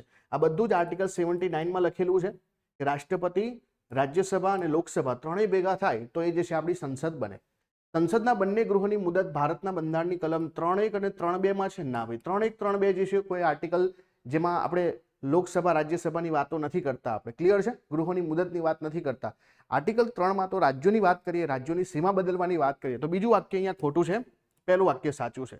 તો માત્ર પહેલું વાક્ય સાચું છે એટલે કે ઓપ્શન નંબર એ જે છે આપણો રાઈટ આન્સર છે. સિમ્પલ, બિલકુલ સિમ્પલ સવાલ કે સંઘ યાદી, રાજ્ય યાદી અને સંવર્તી યાદી ભારતના બંધારણની કઈ અનુસૂચિમાં દર્શાવેલ છે? તો આપણે જાણીએ કે આ બધું જે છે આપણને 7મી અનુસૂચિમાં જોવા મળે છે. 8મીમાં જે છે આપણી ભાષાઓ છે, 10મીમાં જે છે આપણે પક્ષ પલટાની વાતો લખેલી છે અને 9માં અમુક કાયદાઓ જેને આપણે જ્યુડિશિયલ રિવ્યુથી બચાવવા છે એ પ્રકારના કાયદાઓ મૂકેલા છે. બ્લેક બોક્સ તેને કહેવામાં આવે છે. અહીંયા તમને પૂછ્યું છે કઈ સંસ્થાઓ બંધારણીય સંસ્થા છે? તો જો પહેલા તો ચૂંટણી આયોગ છે, તો એના માટે આર્ટિકલ છે 324, તો હા ભાઈ બંધારણીય સંસ્થા છે. નાણાં આયોગ છે, તો હા એ પણ બંધારણીય સંસ્થા છે. લોક સેવા આયોગ જેને યુપીએસસી, જીપીએસસી બધું એમાં આવે 315 બિલકુલ સાચું છે. અનુસૂચિત જાતિઓ માટેનું રાષ્ટ્રીય આયોગ છે તો 338 આવશે. તો અહીંયા આપેલા તમામે તમામ આર્ટિકલો જે છે આપણને જોવા મળે છે, તો તમામે તમામ આપણી બંધારણીય સંસ્થાઓ છે. તો આન્સર શું આવશે? 1, 2, 3 અને 4. Option number D is the right answer. હવે તમારે જે છે આવી બીજી 4 બંધારણીય સંસ્થા લખવાની છે આર્ટિકલ સાથે, બરાબર? જેમ કે હું જે છે તમને બીજા 2 એક્ઝામ્પલ અહીં આપી જ દઉં. ચલો, તમારે 4 તો લખવાના છે, જેમ કે એટર્ની જનરલ છે, સીએજી છે. આવી તમારે બીજી જે છે ટોટલ 4 બંધારણીય સંસ્થાઓ વિશે લખવાનું છે કે જેના માટે આર્ટિકલ જે છે બંધારણમાં આપેલા હોય. અહીંયા તમને જે છે ક્વેશ્ચન આપેલો છે કે પંચાયત અંગેની જોગવાઈ બંધારણમાં 74માં સુધારાથી દાખલ કરી. એક ઇન્ટરેસ્ટિંગ બાબત કહું, હમણાં જીપીએસસીમાં જે છે સેમ ક્વેશ્ચન પૂછાયો, જેમાં 4 અલગ અલગ સ્ટેટમેન્ટ હતા. એમાં આ પહેલું સ્ટેટમેન્ટ છે ને મૂકેલું હતું અને જે ખોટું છે. કેમ કે આપણે જે છે 73માં સુધારાથી પંચાયત જે છે એડ કરી છે, 74માં નહીં. 74માં શું આવશે? નગરપાલિકાઓ છે, અર્બન જે છે આવશે. 74માં શું આવશે? અર્બન આવશે. અહીંયા તો તમને જે છે પંચાયત પૂછી છે તો 73મો સુધારો આવશે. આ સુધારો જે છે 24/4/1996 થી લાગુ થયો. આપણે જે છે પંચાયત રાજ દિવસ જે છે 24 એપ્રિલે મનાવીએ છીએ, પણ એ વર્ષ કયું આવશે? 1993 આવશે, 1996 નહીં આવે. એટલે અહીંયા આપેલા જે છે બંને 2 વાક્ય ખોટા છે, બંને 2 જે છે યોગ્ય નથી. Option number D is the right answer. અહીંયા પણ જે છે તમારે જોડકા જ જોડવાના છે. એક બાજુ તમને આર્ટિકલ આપે છે, બીજી તરફ એની જોગવાઈ આપી છે. પંચાયતમાં તમારે સૌથી અગત્યનું યાદ રાખવાનું થાય 243A, જેને આપણે શું કહીએ છીએ? એ છે આપણી ગ્રામ સભા. તો સીધું ત્યારે તમે જે છે ગ્રામ સભા પકડો, એકની સાથે ડી, એટલે તમારો આન્સર આવી ગયો. આ તમારો આન્સર કે ભાઈ 243 ગજ જે છે આવશે, એટલે કે 243 ગજ જે છે કોની સાથે આવશે? એ પંચાયતની સંરચના સાથે આવશે. 243 ચ જે છે એ શેની સાથે આવશે? એ પંચાયતની મુદત સાથે આવશે. અને 243 જ જે છે એ પંચાયતની સત્તા, અધિકારી અને જવાબદારી આવશે. અહીંયા તમારે ગ્રામ સભા ખાસ યાદ રાખવાનું. ગ્રામ સભા તમને મળી જાય દરેક વખતે જીપીએસસી આવા પ્રકારના જ ક્વેશ્ચન પૂછે, એક જ જોડકું તમારે સાચું શોધવાનું હોય. આ વખત જીપીએસસી જોડકા કાઢી નાખ્યા. ક્લાસ 1 2 માં જોડકા જ નથી પૂછ્યા. રાષ્ટ્રીય માનવ અધિકાર પંચ જે છે, આનો સવાલ પૂછાયો તમને કે રાષ્ટ્રીય માનવ અધિકાર આયોગની સ્થાપના 1996માં થયેલી છે. તો આપણે ખરેખર જે છે national human right commission, human right act જે છે જે 1993માં આવ્યો હતો, તો 1996 ખોટું છે. ને બીજું, આ એક્ટ મુજબ બનેલી સંસ્થા છે તો બંધારણીય સંસ્થા તો છે જ નહીં. આ તો વૈધાનિક સંસ્થા છે, સ્ટેચ્યુટરી બોડી છે. અને એટલા માટે અહીંયા જે છે આપેલા એક પણ વિધાન સાચા નથી, બંને યોગ્ય નથી. તો ઓપ્શન નંબર સી જે છે અહીંયા આપણો સાચો જવાબ બને છે. જીપીએસસી દ્વારા 27/4/2025ના દિવસે જીપીએસસીની ઘણી બધી ટેકનિકલ પરીક્ષાઓ માટે જીએસનું કોમન પેપર થયું અને જેમાં બંધારણના સરસ મજાના પ્રશ્નો પૂછાયા છે. તો સૌથી પહેલો ક્વેશ્ચન છે કે બંધારણ વિશે નીચેના વિધાનો ધ્યાનમાં લો. બંધારણીય જોગવાઈઓના આધારે દેશમાં કાયદાઓ ઘડવામાં આવે છે. દેશના કાયદાઓ બંધારણને સુસંગત અને બંધારણીય જોગવાઈને આધીન જ હોવા જોઈએ. કાયદાઓ બંધારણની સર્વોપરી છે. તો અહીંયા બહુ સિમ્પલ જે છે પ્રશ્ન છે કે આપણે બધા જાણીએ કે ભારતમાં સર્વોચ્ચ જે છે ભારતનું બંધારણ છે અને બંધારણીય જોગવાઈઓને આધારે દેશમાં કાયદાઓ બને, જેને જે છે કેન્દ્ર સરકારને સત્તા આપી તો એ બનાવે, રાજ્યને આપી તો એ બનાવે, એ રીતે બધું જે છે બંધારણીય જોગવાઈઓ મુજબ થાય છે. દેશના કાયદાઓ બંધારણને સુસંગત અને બંધારણીય જોગવાઈના આધીન જ હોવા જોઈએ, બંધારણથી વિપરીત ના હોવા જોઈએ, તો એ પણ સાચું છે. અને કાયદાઓ બંધારણથી સર્વોપરી છે, ના, બંધારણ કાયદાઓની ઉપર છે, એટલા માટે ત્રીજું વાક્ય ખોટું છે. તો ત્રીજું ખોટું છે, તો ઓટોમેટિકલી આપણો જવાબ આવશે ફક્ત 1 અને 2. તો આનો જવાબ શું છે? ફક્ત 1 અને 2 આનો જવાબ છે. આ ક્વેશ્ચનમાં પૂછવામાં આવ્યું છે કે ભારતીય બંધારણના આમુખમાં નીચેનામાંથી કયું સમાવિષ્ટ કરવામાં આવ્યું છે? સત્યમેવ જયતે, સ્વતંત્રતા, સમાનતા અને બંધુતા. જો ભારતના બંધારણના આમુખમાં સૌથી પહેલા તો ભારતનું નેચર બતાવ્યું છે કે ભારત કેવો દેશ છે, લોકતાંત્રિક અને સાર્વભૌમ, આવી રીતે. સાથે આપણા ગોલ બતાવ્યા છે કે આપણે સમાનતા પ્રાપ્ત કરવી છે, આપણે બંધુતા પ્રાપ્ત કરવી છે, આપણે જે છે સ્વતંત્રતા જે છે અલગ અલગ આપવામાં આવે છે લોકોને.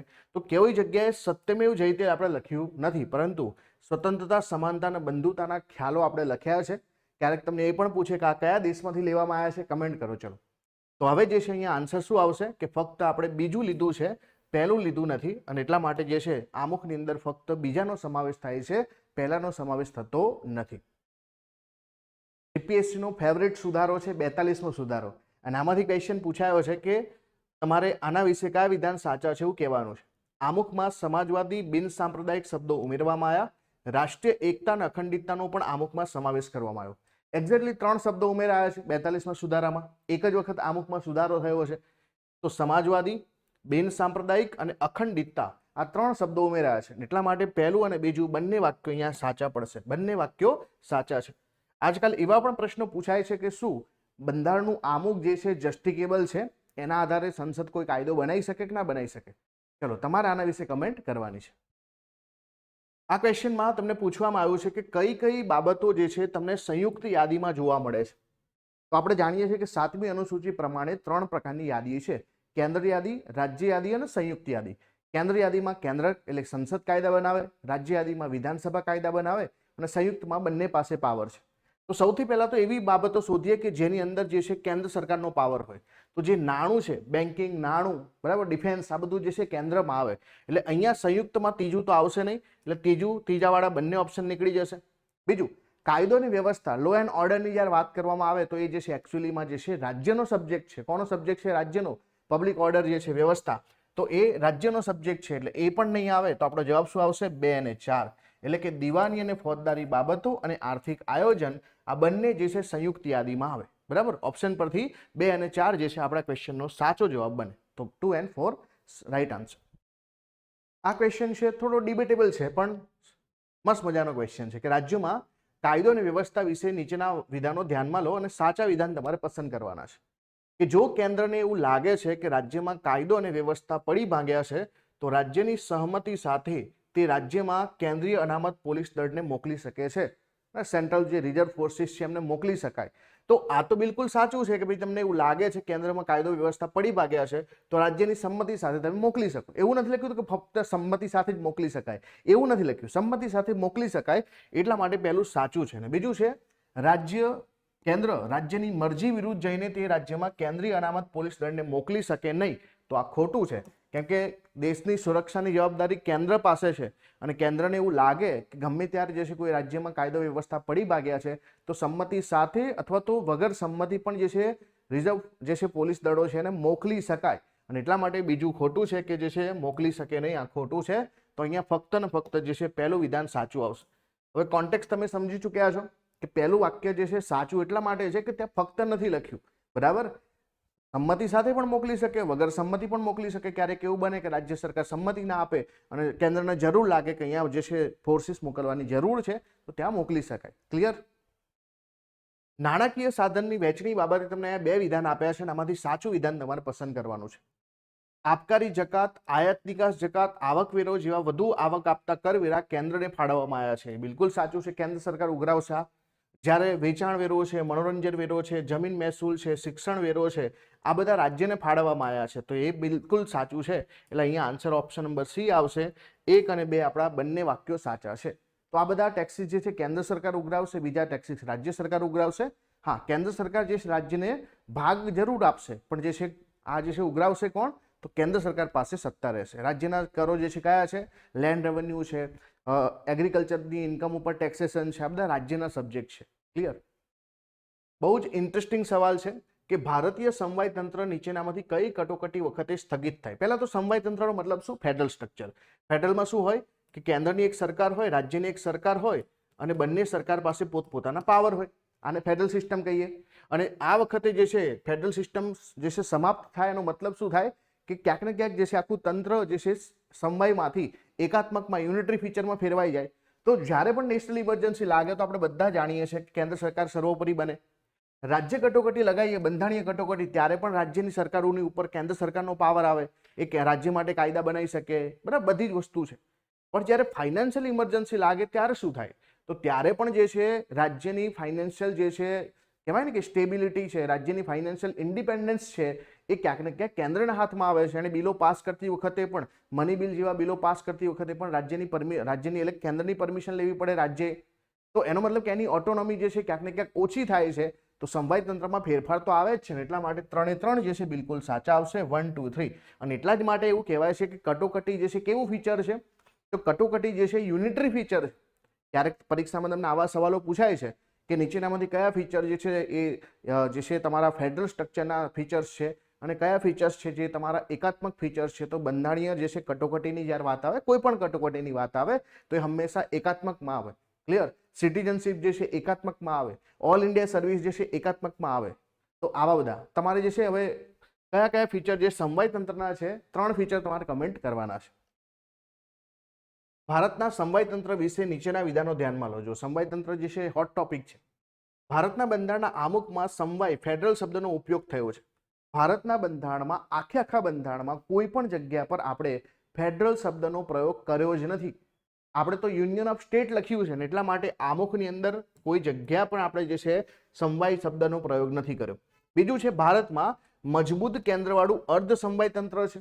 તો હા, એવું લોકો કહે છે, બરાબર, કે ભારતમાં જે છે કેન્દ્ર સરકાર મજબૂત છે, રાજ્ય સરકાર પાસે પાવર છે, પણ કેન્દ્ર વધુ મજબૂત છે. કેનેડાથી આપણે આ સિસ્ટમ લાયા છે જેને આપણે કોસી ફેડરલ સિસ્ટમ કહીએ છીએ. અર્ધ સંઘીય માળખું કે જરૂર પડે ત્યારે એકાત્મકમાં ફેરવાઈ જાય અને બાકી નોર્મલ પરિસ્થિતિમાં જે છે એ કહેવાય ને કે સમવાય તંત્ર ફેડરલ સિસ્ટમ રહે છે.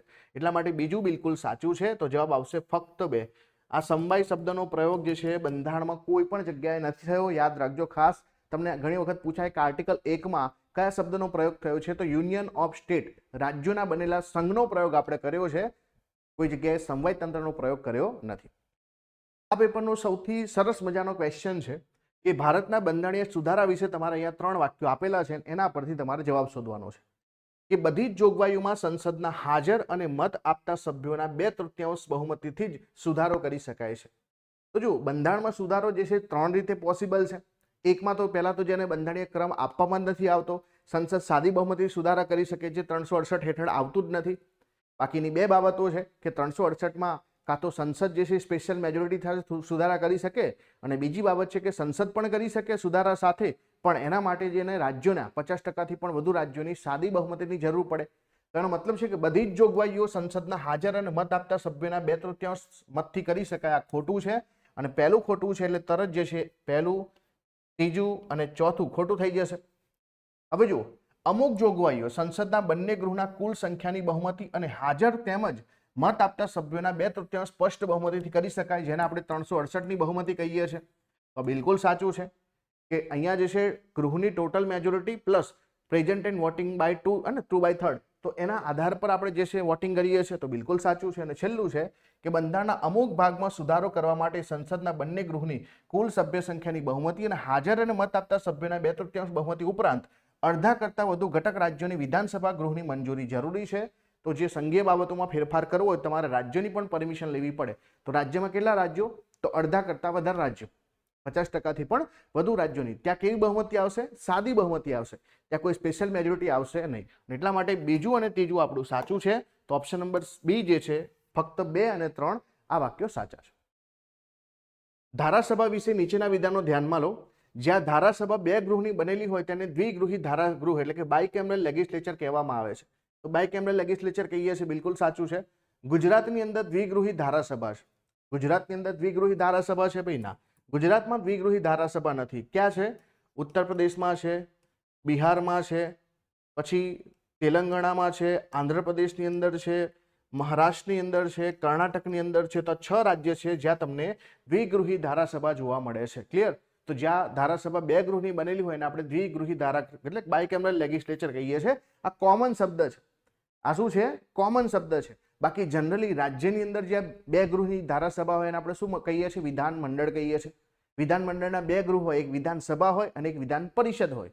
તો એટલા માટે આ બાયકેમરલ લેજિસ્લેચર જે આ કોમન શબ્દમાં લખ્યું છે ધારાસભા, તો એટલા માટે અહીંયા પહેલો જે છે વિકલ્પ સાચો આવશે. તો ફક્ત એક સાચું આવશે. અને આ સ્પેસિફિક શબ્દો પૂછે તો વિધાનમંડળ કહેવાય. હો, સ્પેસિફિક શબ્દ પૂછે તો વિધાનમંડળ કહેવાય.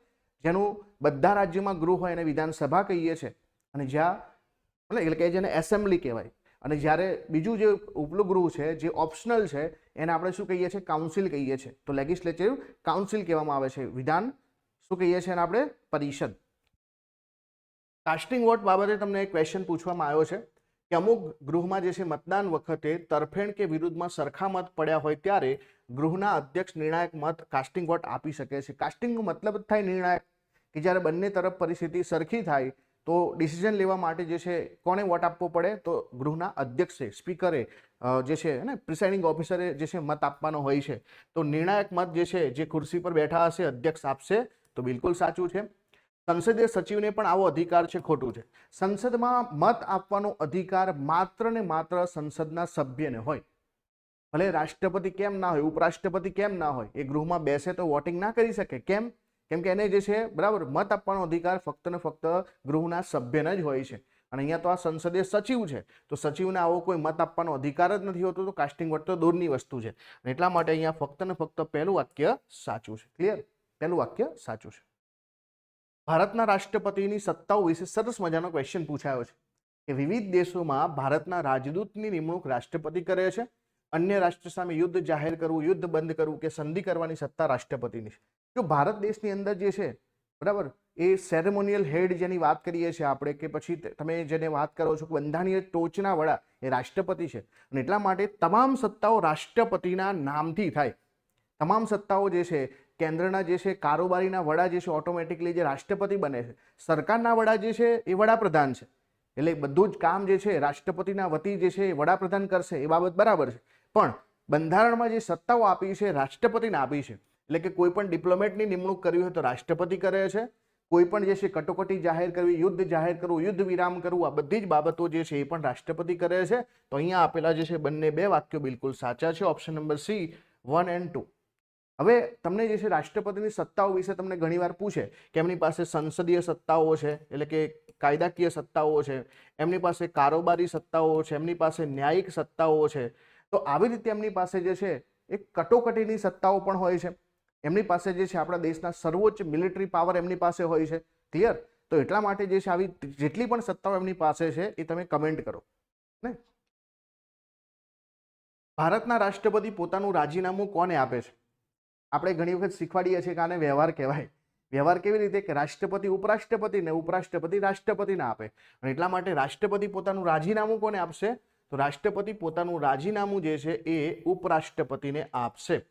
પણ ક્યારેક સવાલ બદલાઈ જાય કે રાષ્ટ્રપતિને શપથ કોણ લેવડાવશે? તો શપથની વાત આવે તો જે છે સર્વોચ્ચ અદાલતના મુખ્ય ન્યાયમૂર્તિ એમને શપથ લેવડાવશે. ક્લિયર?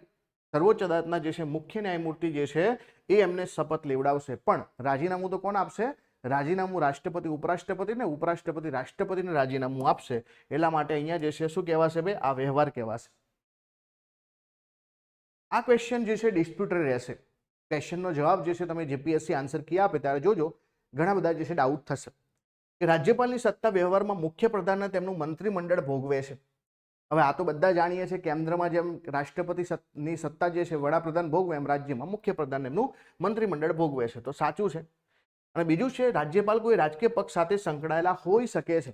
હવે આ બાબતે કોઈ સ્પષ્ટતા નથી, કેમ કે એવું જે છે બંધારણમાં તો કોઈ જગ્યાએ લખ્યું નથી કે રાજ્યપાલ જે છે એ નોન પાર્ટી મેમ્બર હશે.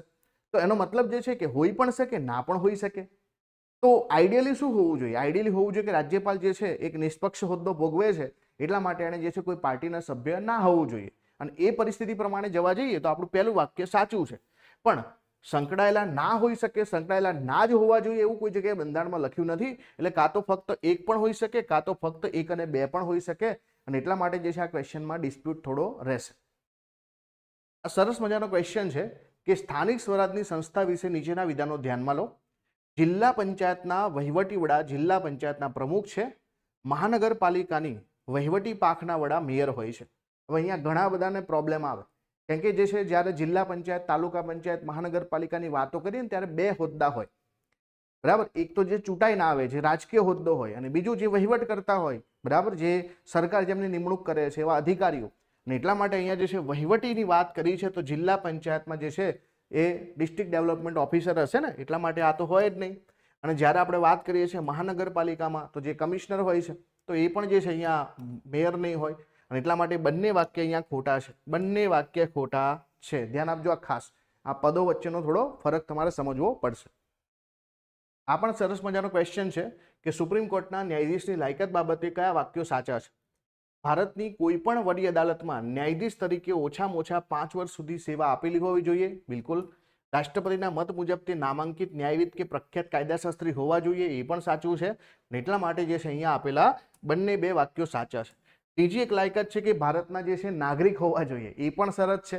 નાગરિક હોવા જોઈએ, 5 વર્ષનો ઓછામાં ઓછો એમની પાસે હાઈકોર્ટના જજ તરીકેનો અનુભવ, અથવા તો બરાબર બીજું શું છે 10 વર્ષનો વકીલ તરીકેનો અનુભવ હોવો જોઈએ. તો આ બંને વસ્તુ જે છે સાચી છે. અને સાથે રાષ્ટ્રપતિ નજરમાં એક એમિનન્ટ જ્યુરિસ્ટ હોવા જોઈએ. ત્રણેય જે છે સુપ્રીમ કોર્ટના જજ બનવા માટેની લાયકાતો છે. આજે આપણે આર્કિયોલોજીકલ કેમિસ્ટ ક્લાસ 2ની જીપીએસસીની પરીક્ષા જે 21/7/2024ના દિવસે લેવાઈ, આના બંધારણના ક્વેશ્ચનની ચર્ચા કરીશું. સૌથી પહેલો ક્વેશ્ચન છે કે લોકશાહી રાજકીય સમાનતાના મૂળભૂત સિદ્ધાંત પર આધારિત છે. આ વિધાનના આધારે નીચેનામાંથી કયું નિવેદન સાચું છે? દરેક પુખ્ત નાગરિક પાસે એક મત હોવો જોઈએ અને દરેક મતનું એક મૂલ્ય હોવું જોઈએ. લોકશાહી મુક્ત અને નિષ્પક્ષ ચૂંટણી પર આધારિત હોવી જોઈએ. અને ત્રીજું છે લોકશાહીમાં અંતિમ નિર્ણય લેવાની સત્તા લોકો દ્વારા ચૂંટાયેલા લોકો પાસે હોવી જોઈએ. તો અહીંયા ખાસ ધ્યાન આપજો, અહીંયા આપણું ક્વેશ્ચન શેના ઉપર છે કે લોકશાહી રાજકીય સમાનતાના મૂળભૂત સિદ્ધાંત પર આધારિત છે. એટલે કે ક્યાંક ને ક્યાંક આપણે જે ડેમોક્રેસીની વાત કરીએ છીએ એનો બેઝ શું હોવો જોઈએ? આપણે એ બેઝ છે પોલિટિકલ ઇક્વાલિટી. એટલે કે દરેક વ્યક્તિનો મત સરખો હોવો જોઈએ, દરેક વ્યક્તિનું પાર્ટિસિપેશન સરખું હોવું જોઈએ. એટલે આ ક્વેશ્ચનની અંદર ખરેખર દરેક પુખ્ત નાગરિક પાસે એક મત હોવો જોઈએ અને દરેકનું મૂલ્ય સરખું હોવું જોઈએ. આ વાક્ય બિલકુલ સાચું છે.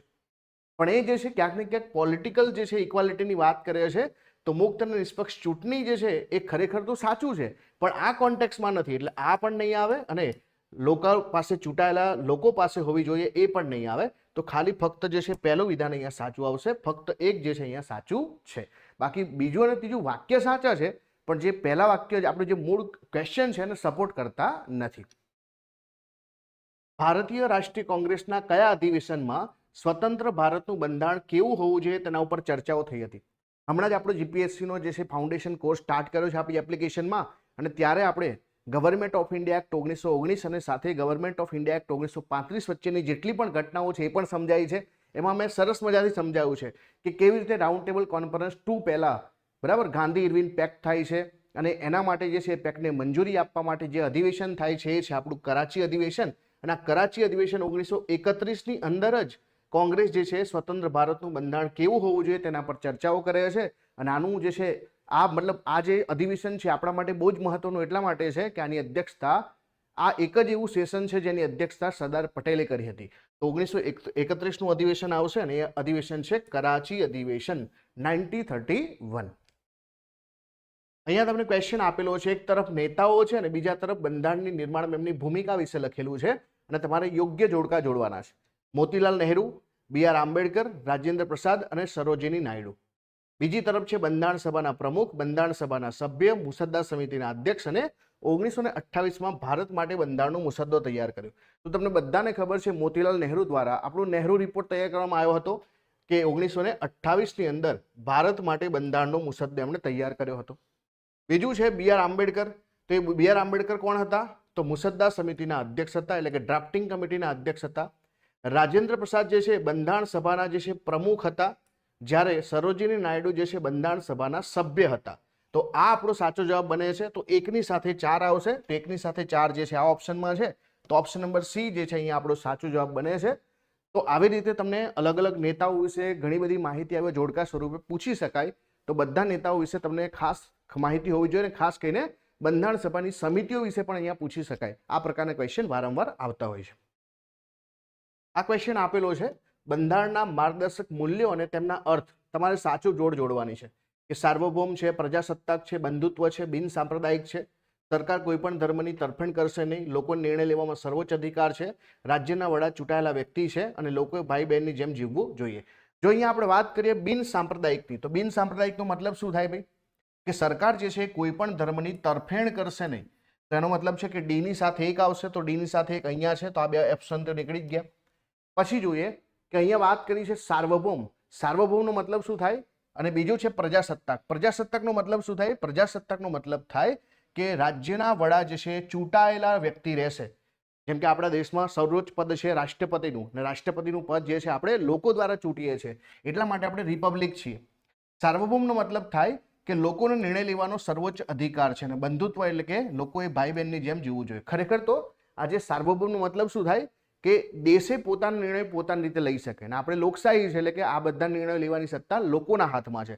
તો કાઇન્ડ ઓફ લોકશાહી અને સાથે સાથે સાર્વભૌમ એટલે કે સોવરેનિટીનો કોન્સેપ્ટ અહીંયા લગાવ્યો છે. તો જવાબ શું આવશે? એની સાથે 2 આવશે, બીની સાથે 3 આવશે, સીની સાથે જે છે 4 આવશે અને ડીની સાથે 1 આવશે. તો ઓપ્શન નંબર એ જે છે અહીંયા સાચો જવાબ બને છે. Option number A is the right answer. અહીંયા તમને ક્વેશ્ચન આપેલો છે કે મહાત્મા ગાંધી બંધારણ સભાના સભ્ય ન હતા. મહાત્મા ગાંધીના વિચારો, દ્રષ્ટિ અને દર્શનને બંધારણ સભાના ઘણા સભ્યો દ્વારા અનુસરવામાં આવ્યા હતા. હમણાં જ આપણા જીપીએસસીના ફાઉન્ડેશન કોર્સમાં બંધારણ સભાની ચર્ચા જ આપણી ચાલી રહી છે, જેમાં આપણે એ પણ કોન્સેપ્ટ ભણાવ્યો છે કે કયા સભ્યો બંધારણ સભાના સભ્ય નહોતા. એમાં આપણે મોહમ્મદ અલી જીના અને સાથે ગાંધીજીની પણ વાતો કરી છે. આપણે જે છે સી રાજગોપાલચારી જે છે એમના જે ફોર્મ્યુલા છે એની પણ આપણે વાત કરી હતી કે કેવી રીતે ગાંધીજી અને મોહમ્મદ અલી જીનાએ જે છે મંત્રણાઓ કરી હતી. તો અહીંયા જુઓ તમે, મહાત્મા ગાંધી બંધારણ સભાના સભ્ય નહોતા, એ બિલકુલ સાચું છે, પરંતુ એમના વિચારો જે છે ઘણા સભ્યો દ્વારા જે છે અનુસરવામાં આવ્યા હતા, એ પણ સાચું છે. અને એટલા માટે અહીંયા આપેલા જે છે બંને 2 વાક્યો જે છે બિલકુલ સાચા છે. બંને 2 વિધાનો સાચો છે. જેમ કે આર્ટિકલ 40ની જ વાત કરીએ આપણે, તો જે ગાંધીયન પ્રિન્સિપાલ છે, સાથે સાથે ડીપીએસમાં ઘણા બધા આર્ટિકલો છે જે ગાંધીયન ફિલોસોફી જે છે ફોલો કરે છે. એટલા માટે એમના વિચારો તો હતા. આ ક્વેશ્ચન તમને આપેલો છે કે બંધારણનું કાર્ય મૂળભૂત નિયમોને પ્રદાન કરવાનું છે અને સમાજમાં નિર્ણય લેવાની સત્તા કોની પાસે છે તે સ્પષ્ટ કરવાનું છે. બંધારણનું કાર્ય એ છે કે સરકાર તેના નાગરિકો પર શું લાદી શકે અને કેટલી મર્યાદાઓ નિર્ધારિત કરવી અને સરકાર ક્યારે તેમનું ઉલ્લંઘન ન કરી શકે. આપણા જીપીએસસી ફાઉન્ડેશનનો પહેલો જે આપણે ક્લાસ લીધો છે એમાં મેં 2 વસ્તુ સમજાવી છે કે એક તો જે છે દેશ કોને કહેવાય, નેશન કોને કહેવાય, અને એમાં જે છે આપણે વ્યાખ્યા કરી છે કે જમીન, લોકો, સાર્વભૌમ અને આપણે સરકારોની વાત કરી છે. જ્યાં બીજી તરફ આપણે વાત કરી છે બંધારણ શું હોય, તો બંધારણ જે છે સરકારને શક્તિ આપે છે, એના ઉપર મર્યાદાઓ મૂકે છે, જ્યાં બીજી તરફ નાગરિકોને અધિકારો આપે છે. તો આ બધી વાતો આપણે બંધારણની કરી છે. તો જુઓ, બંધારણનું કાર્ય જે છે મૂળભૂત નિયમોને પ્રદાન કરવાનું છે અને સમાજમાં નિર્ણય લેવાની સત્તા કોની પાસે રહેશે એ સ્પષ્ટ કરવાનું છે, એટલે કે ફંડામેન્ટલ રૂલ્સ બનાવશે. અને એટલા માટે આપણે બંધારણને મૂળભૂત કાયદો કહીએ છીએ. એના ઉપર દેશના બધા કાયદા બને, એના અનુરૂપ બને. બીજું છે કે બંધારણનું કાર્ય એ છે કે સરકાર તેના નાગરિકો પર શું લાદી શકે, કેટલી મર્યાદા નિર્ધારિત કરવી અને સરકાર જે છે ક્યારે તેમનું ઉલ્લંઘન ન કરી શકે. એટલા માટે અહીંયા બંને 2 વાક્યો બિલકુલ સાચા છે. આપણે 2 તરફ જોવાનું કે સરકારને શક્તિઓ આપીએ છીએ તો મર્યાદાઓ પણ છે, જ્યાં બીજી તરફ નાગરિકોને અધિકારો આપીએ છીએ તો એના ઉપર પણ મર્યાદાઓ છે, અને આ બંને જે છે એનું ઉલ્લંઘન ન થવું જોઈએ. અહીંયા ક્વેશ્ચન છે કે ભારતીય બંધારણની કઈ વિશેષતાઓ બ્રિટિશ બંધારણમાંથી અપનાવવામાં આવી નથી? સરકારનું સંસદીય સ્વરૂપ, કાયદાના શાસનનો વિચાર, અધ્યક્ષનો હોદ્દો અને તેમની ભૂમિકા, સ્વતંત્રતા, સમાનતા અને બંધુત્વના સિદ્ધાંતો. હવે જો અહીંયા બ્રિટિશ બંધારણની વાત કરી છે તો સરકારનું સંસદીય સ્વરૂપ પણ જે છે બ્રિટિશમાંથી છે, કાયદાના શાસન એટલે કે રૂલ ઓફ લોનો કોન્સેપ્ટ છે એ પણ અહીંયાથી છે, અને આપણા પાર્લામેન્ટનો કોન્સેપ્ટ છે તો એમાં સ્પીકરનો જે હોદ્દો છે એમની ભૂમિકા એ પણ છે. પરંતુ સ્વતંત્રતા, સમાનતા અને બંધુત્વના ખ્યાલો આપણે જે છે ફ્રાન્સમાંથી લીધા છે, ફ્રેન્ચ રિવોલ્યુશનમાંથી આ લીધેલું છે. એટલા માટે ઓપ્શન નંબર ડી જે છે એ બ્રિટનમાંથી આપણે લીધું નથી. એ ક્યાંથી લીધું છે? ફ્રેન્ચ રિવોલ્યુશનમાંથી લીધેલું છે. નીચેનામાંથી કયું અથવા તો કયા વિધાનો સાચા છે? દેશના બંધારણ દ્વારા મૂળભૂત અધિકારનું રક્ષણ અને ખાતરી આપવામાં આવી છે. મૂળભૂત અધિકાર ફક્ત બંધારણમાં સુધારો કરીને જ બદલી શકાય છે. તો જ્યારે મૂળભૂત અધિકારની આપણે વાત કરીએ તો મૂળભૂત અધિકારથી જે છે એના બદલ આપણે રક્ષણ અને ખાતરી કઈ રીતે આપેલી છે? જો આપણા અધિકારો છીનવાય તો આપણે આર્ટિકલ 32 મુજબ જે છે સુપ્રીમ કોર્ટ પાસે જઈ શકીએ. સુપ્રીમ કોર્ટને આપણા બંધારણના જે છે અધિકારો જે આપેલા છે મૂળભૂત અધિકાર એના ગાર્ડિયન બનાવ્યા છે આપણે, તો એ બિલકુલ સાચું છે. અને બીજું છે કે મૂળભૂત અધિકાર ફક્ત બંધારણમાં સુધારો કરીને જ બદલી શકાય, આ પણ બિલકુલ સાચું છે. ને આ સુધારો ફક્ત દેશની સંસદ જ કરી શકે ને એ પણ જે છે સ્પેશિયલ મેજોરિટી સાથે. તો બંધારણમાં સુધારો કરીને જ બદલી શકાય એ પણ સાચું છે. તો અહીંયા આપેલા જે છે બંને બે વાક્યો બિલકુલ સાચા છે. બદલાવ કરી શકાય પણ સુધારો કરવો પડે, આ ધ્યાન આપવાનું. સુધારો ના કરી શકાય એવું લખ્યું હોય તો ખોટું છે. સુધારો કરી શકાય પણ એના માટે આર્ટિકલ 368 નો ઉપયોગ કરવો પડે. જેમ કે આપણે જે છે રાઇટ ટુ પ્રોપર્ટીનો અધિકાર જે છે રદ કર્યો છે તેના માટે 44મો સુધારો કર્યો છે, રાઈટ. આજે આપણે જીપીએસસી ક્લાસ 1-2 ની જે એક્ઝામ 20/4/2025 ના દિવસે થઈ, આ પેપરના પોલિટીના ક્વેશ્ચનની આપણે ચર્ચા કરીશું. સૌથી પહેલો ક્વેશ્ચન આપણી સામે છે કે ભારતીય બંધારણની ઉત્પત્તિ અને ઉત્ક્રાંતિ અંગે નીચેના વિધાનો ધ્યાનમાં લો. પહેલું સ્ટેટમેન્ટ છે કે ભારતીય બંધારણ 26મી જાન્યુઆરી 1950 ના રોજ અપનાવવામાં આવ્યું હતું.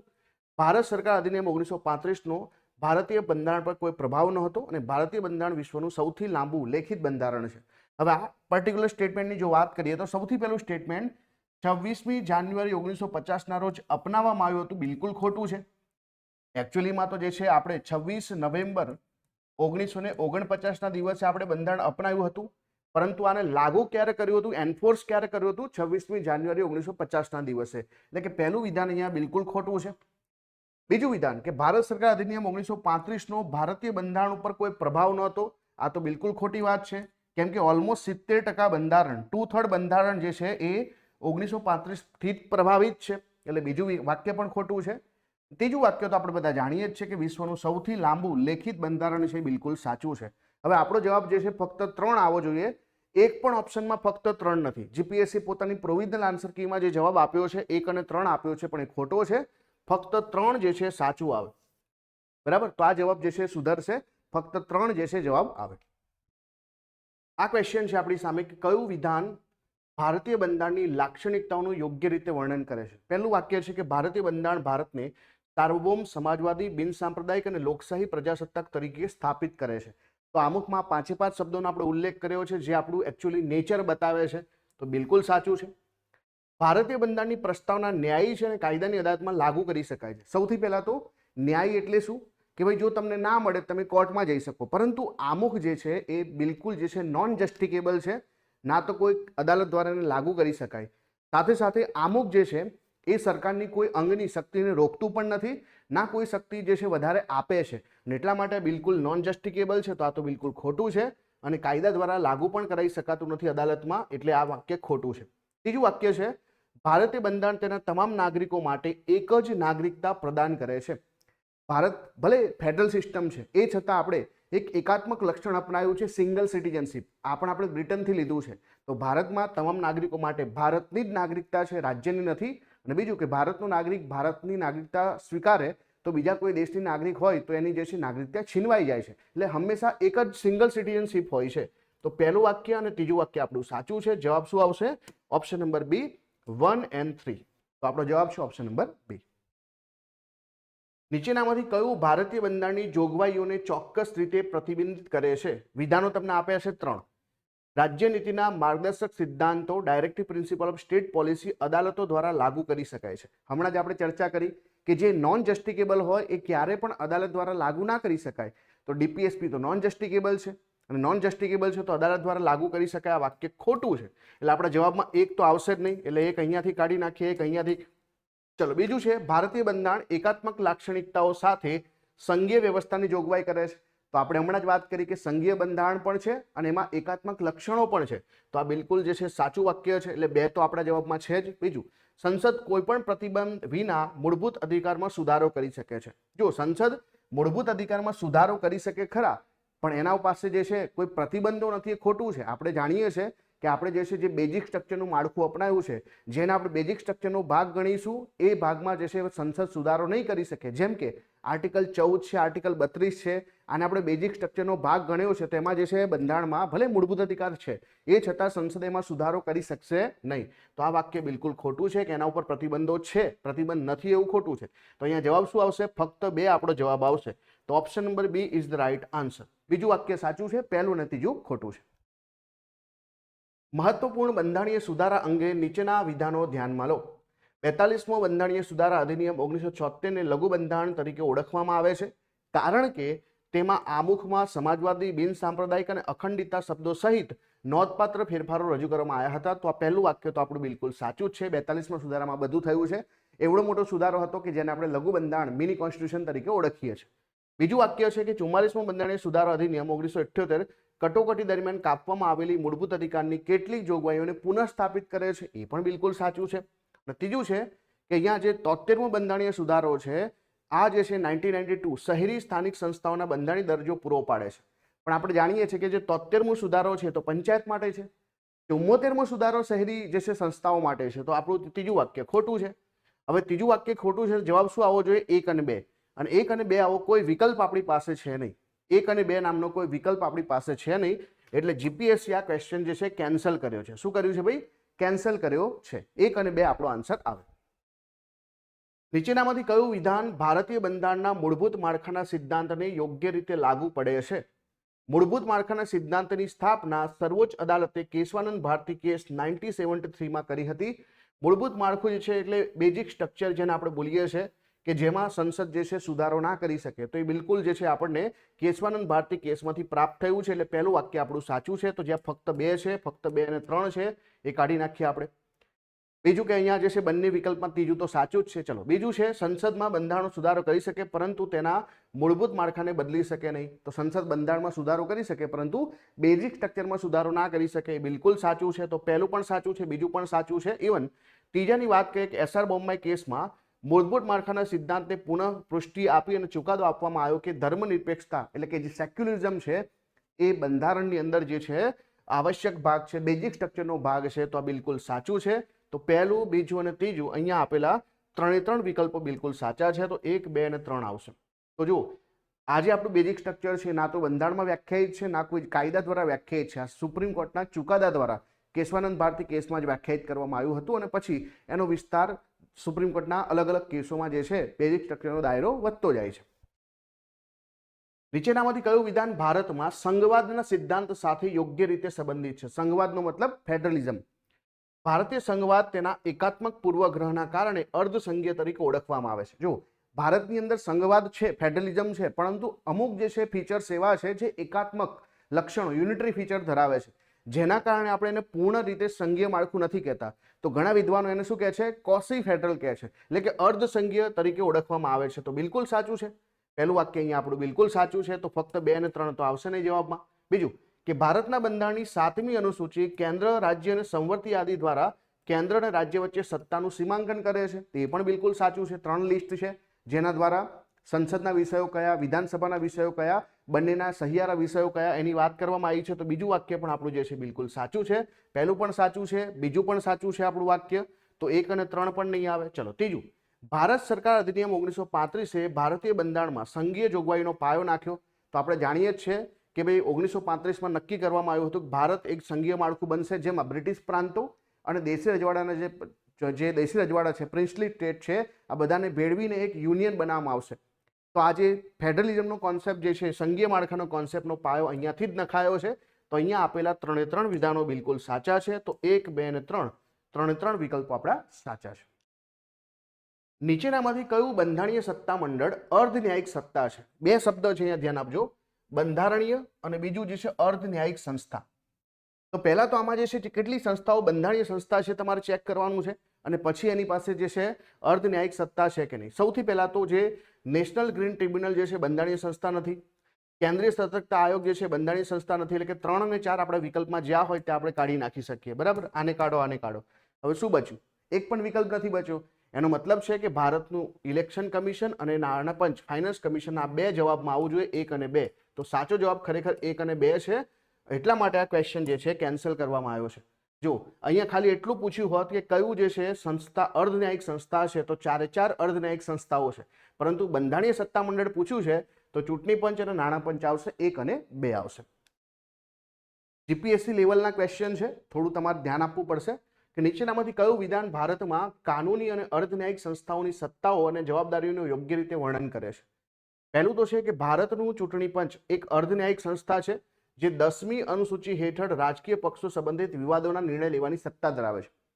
જનરલી તમે જાણતા હશો કે જ્યારે 10th શેડ્યુલની વાત કરવામાં આવે તો 10th શેડ્યુલમાં કોઈ પણ વ્યક્તિને પોતાના હોદ્દા પરથી હટાવવો હોય તો જે છે ગૃહના જે સ્પીકર હોય એમની પાસે સત્તા છે, ઇલેક્શન કમિશન પાસે સત્તા નથી. જ્યારે બંધારણની જે લાયકાતો અથવા તો ગેરલાયકાતો અથવા તો આરપીએક્ટની ગેરલાયકાતો લાયકાતો હોય ત્યારે ઇલેક્શન કમિશન રાષ્ટ્રપતિને ભલામણો કરે છે. એ ભલામણો રાષ્ટ્રપતિ માટે બાધ્યક હોય છે. પરંતુ 10મી સૂચિમાં જે છે એમની પાસે સત્તા હોતી નથી. એટલે પહેલું વાક્ય તો અહીંયા ખોટું આવશે અને પહેલું વાક્ય ખોટું છે એટલે આપણો ઓપ્શન ડી પણ નીકળી જશે, ઓપ્શન એ પણ નીકળી જશે. ચલો બીજું છે એનજીટી એક કાનૂની સંસ્થા છે જે ફક્ત એનજીટી અધિનિયમ 2010 હેઠળના પર્યાવરણીય વિવાદોનું સંચાલન કરે છે. ચલો ત્રીજું વાક્ય છે કેન્દ્રીય સતર્કતા આયોગ દેશમાં ભ્રષ્ટાચારના કેસોની તપાસ કરવા માટેની જવાબદાર બંધારણીય સંસ્થા છે.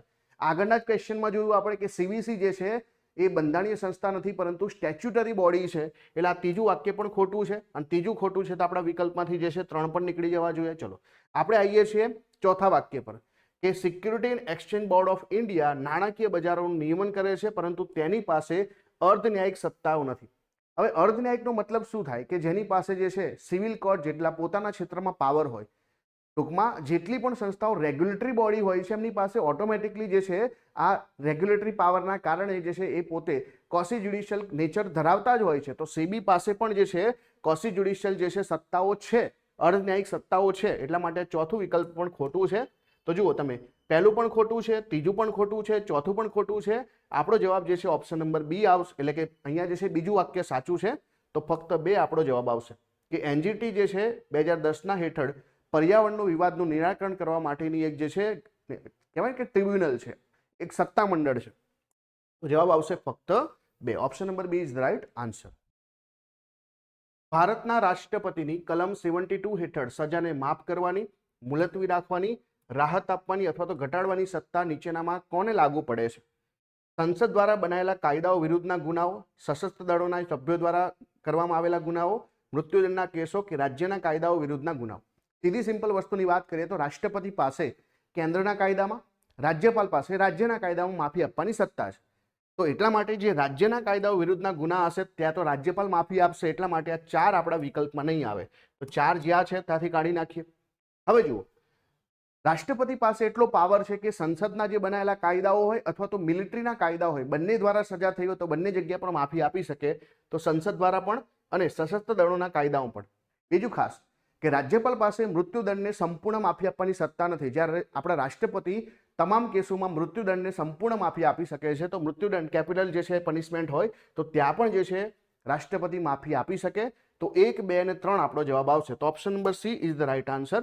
3 વિકલ્પો આવશે પરંતુ રાજ્યના કાયદામાં જે છે એ રાજ્યપાલ આવશે. તો આ ચોથો વિકલ્પ આપણો નહીં આવે. બરાબર છે. નીચેનામાંથી કયો બંધારણીય સુધારો ભારતમાં સ્થાનિક સ્વશાસન સાથે સંબંધિત છે? ભારત જ્યારે બન્યું ત્યારે આપણી પાસે 2 સરકારો હતી, કેન્દ્ર સરકાર ને રાજ્ય સરકાર. પાછળથી આપણે જે છે બરાબર ત્રીજું લેવલ જે સ્વશાસન છે, સેલ્ફ ગવર્નમેન્ટ જે છે જેને આપણે 3rd ટિયર કહીએ છીએ. તો 3rd ટિયર ગવર્નમેન્ટ સ્ટાર્ટ કરી છે જે આપણા ભારતમાં સ્થાનિક સ્વશાસન સાથે સંબંધિત છે. તો એના માટે આપણે કયા સુધારા કર્યા? તો પંચાયત માટે આપણે 73મો સુધારો કર્યો, શહેરી સ્થાનિક સ્વરાજની સંસ્થાઓ માટે 74. એટલા માટે અહીંયા 61મો અને 69મો સુધારો અહીંયા આવતો નથી. અહીંયા ફક્ત 73મો અને 74મો સુધારો આવશે. તો 3 અને 4 આપણો સાચો જવાબ બને. તો 3 અને 4 જે છે આપણો સાચો જવાબ છે. Option number B is the right answer.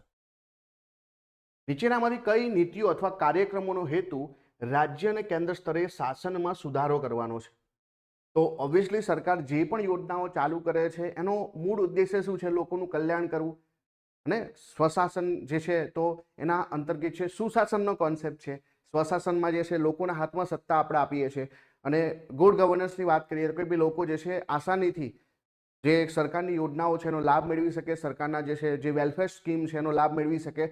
તો ઓવરઓલ જે છે આપણું ડિજિટલ ઇન્ડિયા મિશન હોય, સ્માર્ટ સિટી મિશન હોય, ડીબીટી યોજના હોય કે પ્રધાનમંત્રી આવાસ યોજના હોય, બધામાં જે છે વેલફેર એક કોન્સેપ્ટ છે અને એટલા માટે આ જે છે બધાની અંદર કેન્દ્રના રાજ્ય સ્તરે શાસનમાં સુધારો લાવવાનો છે જેની મદદથી આપણે જે છે લોકોનું કલ્યાણ કરી શકીએ. તો 4 વિકલ્પો બિલકુલ સાચા છે. 1, 2, 3, 4 આ બધા ઓપન એન્ડેડ ક્વેશ્ચન કહેવાય. બરાબર, શું કહેવાય? Open ended question. ભારતમાં જાહેર હિતની અરજીની વિભાવના નીચેના હેતુથી દાખલ કરવામાં આવી હતી. જાહેર હિતને અસર કરતી બાબતો પર કોર્ટને સુઓ મોટો લેવાની મંજૂરી. સુઓ મોટોનો મતલબ કે પોતે જ જે છે કેસ જે છે અંદર સંજ્ઞાન લેશે, પોતે જે છે કેસ દાખલ કરશે, પોતે જ જે છે બાબત પર ધ્યાન આપશે.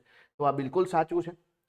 સમાજના આર્થિક રીતે નબળા વર્ગો માટે કાનૂની પ્રતિનિધિત્વ સુનિશ્ચિત કરવું, કે જે લોકોની પહોંચ નથી કાનૂની પ્રક્રિયા સુધી, એમને કાનૂની પ્રક્રિયા સુધી પહોંચ આપવાનું કામ છે, તો એ પણ બિલકુલ સાચું છે. અસરગ્રસ્ત સમુદાયો વતી અરજીઓ દાખલ કરવી, બિન સરકારી સંસ્થાઓ અને કાર્યકરોને સક્ષમ કરવા, જે ખાસ કરીને જે એનજીઓ છે, બરાબર, આ બિન સરકારી સંસ્થાઓ એનજીઓ અને જે પણ કાર્યકરો છે એ લોકો માટે કામ કરી શકે, જે અસરગ્રસ્ત વ્યક્તિઓ છે જે ખરેખર ન્યાયપાલિકા સુધી પહોંચી જ નથી શકતા ન્યાય લેવા માટે, એમને ખાસ જરૂર છે, તો એમના વતી આ લોકો જે છે અરજી કરી શકે, તો એ પણ બિલકુલ સાચું છે. અને ચોથું છે સરકારી નીતિ વિષયક નિર્ણયોમાં દખલ કરવાની ન્યાયતંત્રની સત્તાને પ્રતિબંધિત કરવી. ઉલટાનું આ તો જે છે સરકારને, આ તો જ્યુડિશિયલ એક્ટિવિઝમનો પાર્ટ છે, તો આ તો કોર્ટને જે છે પ્રતિબંધિત કરવાના બદલે કોર્ટને સત્તા આપે છે કે કોર્ટ જે છે એની પોતાની બાઉન્ડ્રીની બહાર જઈને થોડું કામ કરી શકે. તો પ્રતિબંધ કરવાની વાત તો બિલકુલ ખોટી છે અને એટલા માટે અહીંયા આન્સર આવશે 1, 2 અને 3 આવશે. તો જવાબ તમારો છે ઓપ્શન નંબર એ 1, 2 અને 3. તો option number A is the right answer. ઉલટાનું સરકાર જે છે એની સામે કોર્ટ જે છે કામગીરી કરી શકે એક્ટિવિઝમના ભાગરૂપે, તો પીઆઈએલ જે છે એ એક્ટિવિઝમનો ભાગ છે. ભારતીય બંધારણ હેઠળ સામૂહિક જવાબદારીના સિદ્ધાંતનું નીચેનામાંથી કયું યોગ્ય રીતે વર્ણન કરે છે? સામૂહિક જવાબદારીનો મતલબ થાય કલેક્ટિવ રિસ્પોન્સિબિલિટી. હવે અહીંયા તમને આપ્યું છે કે તે ફક્ત કેન્દ્રીય મંત્રીમંડળને લાગુ પડે છે, રાજ્ય મંત્રીમંડળને નહીં. તો આપણે જાણીએ છીએ કે આ તો સંસદીય પ્રણાલીનો કોન્સેપ્ટ છે, જ્યાં ધારાસભાને જે છે મંત્રીમંડળ જવાબદાર હોવું જોઈએ, તો એ કેન્દ્રમાં પણ લાગુ પડે, રાજ્યમાં પણ લાગુ પડે. તો રાજ્યની અંદર મંત્રીમંડળને લાગુ પડશે નહીં, આ વાક્ય ખોટું છે. તો આપણા જવાબમાં 1 તો આવશે જ નહીં, તો 1 અહીંયાથી નીકળી જશે, અહીંયાથી નીકળી જશે. ચલો બીજું, તેનો અર્થ છે કે મંત્રીઓને મંત્રીમંડળના નિર્ણયો સાથે વ્યક્તિગત રીતે અસંમત હોવા છતાં જાહેરમાં સમર્થન આપવું જોઈએ.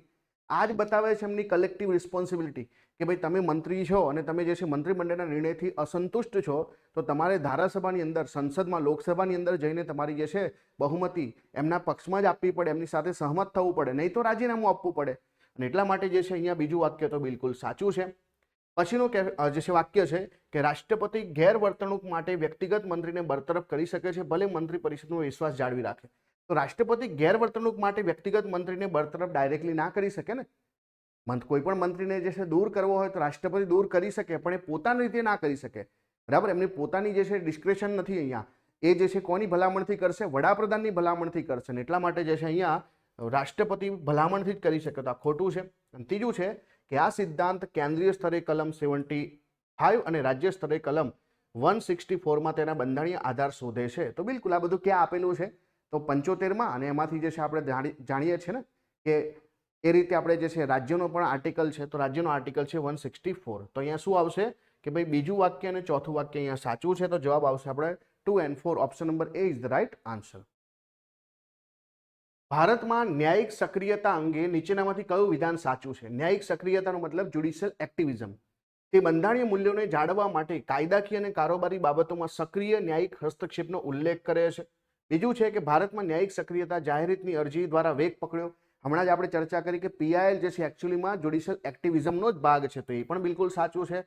ન્યાયતંત્ર એવા કાયદાઓ અથવા કારોબારી ક્રિયાઓને રદ કરી શકે છે જે બંધારણના મૂળભૂત માળખાનું ઉલ્લંઘન કરે છે, તો એ પણ બિલકુલ સાચું છે કે આપણી જે છે ન્યાયપાલિકાનું કામ જ છે કે જો બંધારણનું ઉલ્લંઘન કરતા કોઈ પણ પ્રકારના કાયદાઓ હોય તો એને રદ કરી શકાય. તો જુઓ અહીંયા બીજું પણ સાચું છે, ત્રીજું પણ સાચું છે, બરાબર. તો બીજું અને ત્રીજું જે છે ફક્ત કયા વિકલ્પમાં છે? સી અને ડીમાં છે, તો આ બંને તો નીકળી જ જશે. ચલો આગળ. કેશવાનંદ ભારતી કેસે બંધારણીય સિદ્ધાંત તરીકે ન્યાયિક સક્રિયતાને સ્પષ્ટપણે વ્યાખ્યાયિત કરે છે. તો કેશવાનંદ ભારતી કેસમાં જ્યુડિશિયલ એક્ટિવિઝમની તો વાત જ નથી કરી, બેઝિક સ્ટ્રક્ચરની વાત કરી છે, એટલે ચોથું આપણા વિકલ્પમાં નહીં હોય, તો ચોથું નથી, તો આ પણ વિકલ્પ નીકળી જશે. તો જવાબ આવશે 1, 2 અને 3. તો પહેલું પણ સાચું છે, બીજું પણ સાચું છે અને ત્રીજું પણ સાચું છે. તો 1, 2 and 3 ઓપ્શન નંબર સી જે છે આપણો સાચો જવાબ બને છે. Option number she is the right answer. ભારતના અર્ધન્યાયિક સંસ્થાઓ વિશે નીચેનામાંથી કયું વિધાન સાચું છે? રાષ્ટ્રીય માનવ અધિકાર આયોગ માનવ અધિકારના ઉલ્લંઘન માટે દંડ લાદી શકે છે. જો રાષ્ટ્રીય માનવ અધિકાર આયોગની વાત કરીએ તો એની પાસે જે છે તપાસ કરવાનો અધિકાર છે, પરંતુ દંડ કરવાનો અધિકાર નથી. તો દંડ કરવો એમાં નહીં આવે, એટલે કે અહીંયા એક જે છે વિકલ્પ નહીં આવે. ચલો બીજું છે કે ભાઈ આપણી જે સીએટી હોય છે, કેન્દ્રીય વહીવટી ન્યાય મંડળ હોય છે, નાગરિક સેવકોની સેવાની શરતો સંબંધિત વિવાદો સાથે વ્યવહાર કરે છે, બિલકુલ સાચું છે. નાગરિક સેવાની જે છે સેવાની શરતો સાથે આ સીએટી જે છે એનું કામ જ આ છે. બીજું છે કોમ્પિટિશન કમિશન ઓફ ઇન્ડિયા ઇજારાશાહી વેપાર પ્રથાના નિયમન કરવા માટે જવાબદાર છે. પહેલા આપણી પાસે જે છે બરાબર અલગ પ્રકારની સંસ્થાઓ હતી, એમઆરટીપી જે છે, તો એના બદલે હવે આપણે કોમ્પિટિશન કમિશન ઓફ ઇન્ડિયા લાવ્યા છે, જે બજારમાં ઇજારો કોઈનો ના બને એના માટે નિયમન કરવા માટે જવાબદાર છે. બિલકુલ સાચું છે, નિયમનકારી સંસ્થા છે. અને ભારતીય ચૂંટણી પંચ પાસે આદર્શ આચાર સંહિતાના ઉલ્લંઘન સંબંધિત બાબતોમાં અર્ધન્યાયિક સત્તાઓ છે. તો ઇલેક્શન કમિશન આપણે પોતે અર્ધન્યાયિક સત્તા છે અને એટલા માટે બિલકુલ સાચું છે. તો 2, 3 અને 4 આપણા વિકલ્પમાં આવવું જોઈએ. તો ઓપ્શન નંબર સી જે છે આ સાચો જવાબ બને છે. 2, 3 અને 4. પહેલું વાક્ય ખોટું છે, એની પાસે દંડ કરવાનો અધિકાર નથી. ભારતમાં આંતરરાષ્ટ્રીય સંબંધોમાં નીચેની કઈ સંસ્થાઓ મહત્વની ભૂમિકા ભજવે છે? તો અહીંયા તમને આપેલું છે વિદેશ મંત્રાલય, રિસર્ચ એન્ડ એનાલિસિસ વિંગ છે, Indian council four culture relation છે. હવે આ ક્વેશ્ચન ઓપન એન્ડેડ છે, બરાબર. જીપીએસસી જે જવાબ માને તમારે સાચો જ માનવો પડે. કેમ કે જુઓ, અહીંયા તમને એટલી તો ખબર પડે કે વિદેશ મંત્રાલય તો આવશે જ, અને સાથે સાથે Indian council four culture relation પણ આવશે. એટલે કે તમે 1 અને 3 લખશો તો એ પણ વિકલ્પ તમને જોવા મળશે. હવે તમને એવું લાગે કે ભાઈ રો પણ આવે તો રો પણ લખશો તો 1, 2, 3 એ પણ જોવા મળશે. તમને લાગે નીતિ આયોગ તો એ પણ જોવા મળશે. તો ખરેખર આવે જવાબ શું? તો જીપીએસસી માને છે કે વિદેશ મંત્રાલય, રો અને Indian council four culture relation આ ત્રણેયનું જે છે વિદેશ સંબંધો સાથે મહત્વ છે. એ કોઈને કોઈ રૂપે જે છે સંબંધો બનાવે છે. ભલે જે છે આ આપણી ગુપ્તચર સંસ્થા છે પણ એના કારણે પણ વિદેશ સંબંધોમાં ફરક પડે. પણ નીતિ આયોગનું કામ જે છે ભારત માટે નીતિઓ ઘડવાનું છે, એના માટે પ્લાનિંગ કરવાનું છે. એટલા માટે 1, 2 અને 3 આપણા વિકલ્પમાં સાચો જવાબ બને છે. ફરીથી કહું છું, ઓપન એન્ડેડ ક્વેશ્ચન છે આ. જીપીએસસી જે જવાબ સાચો માને તમારે સાચો માનવો પડે. ભારતીય બંધારણની કઈ જોગવાઈઓ ધારાસભા, કારોબારી અને ન્યાયતંત્ર વચ્ચે સત્તાના વિભાજન સાથે સંબંધિત છે?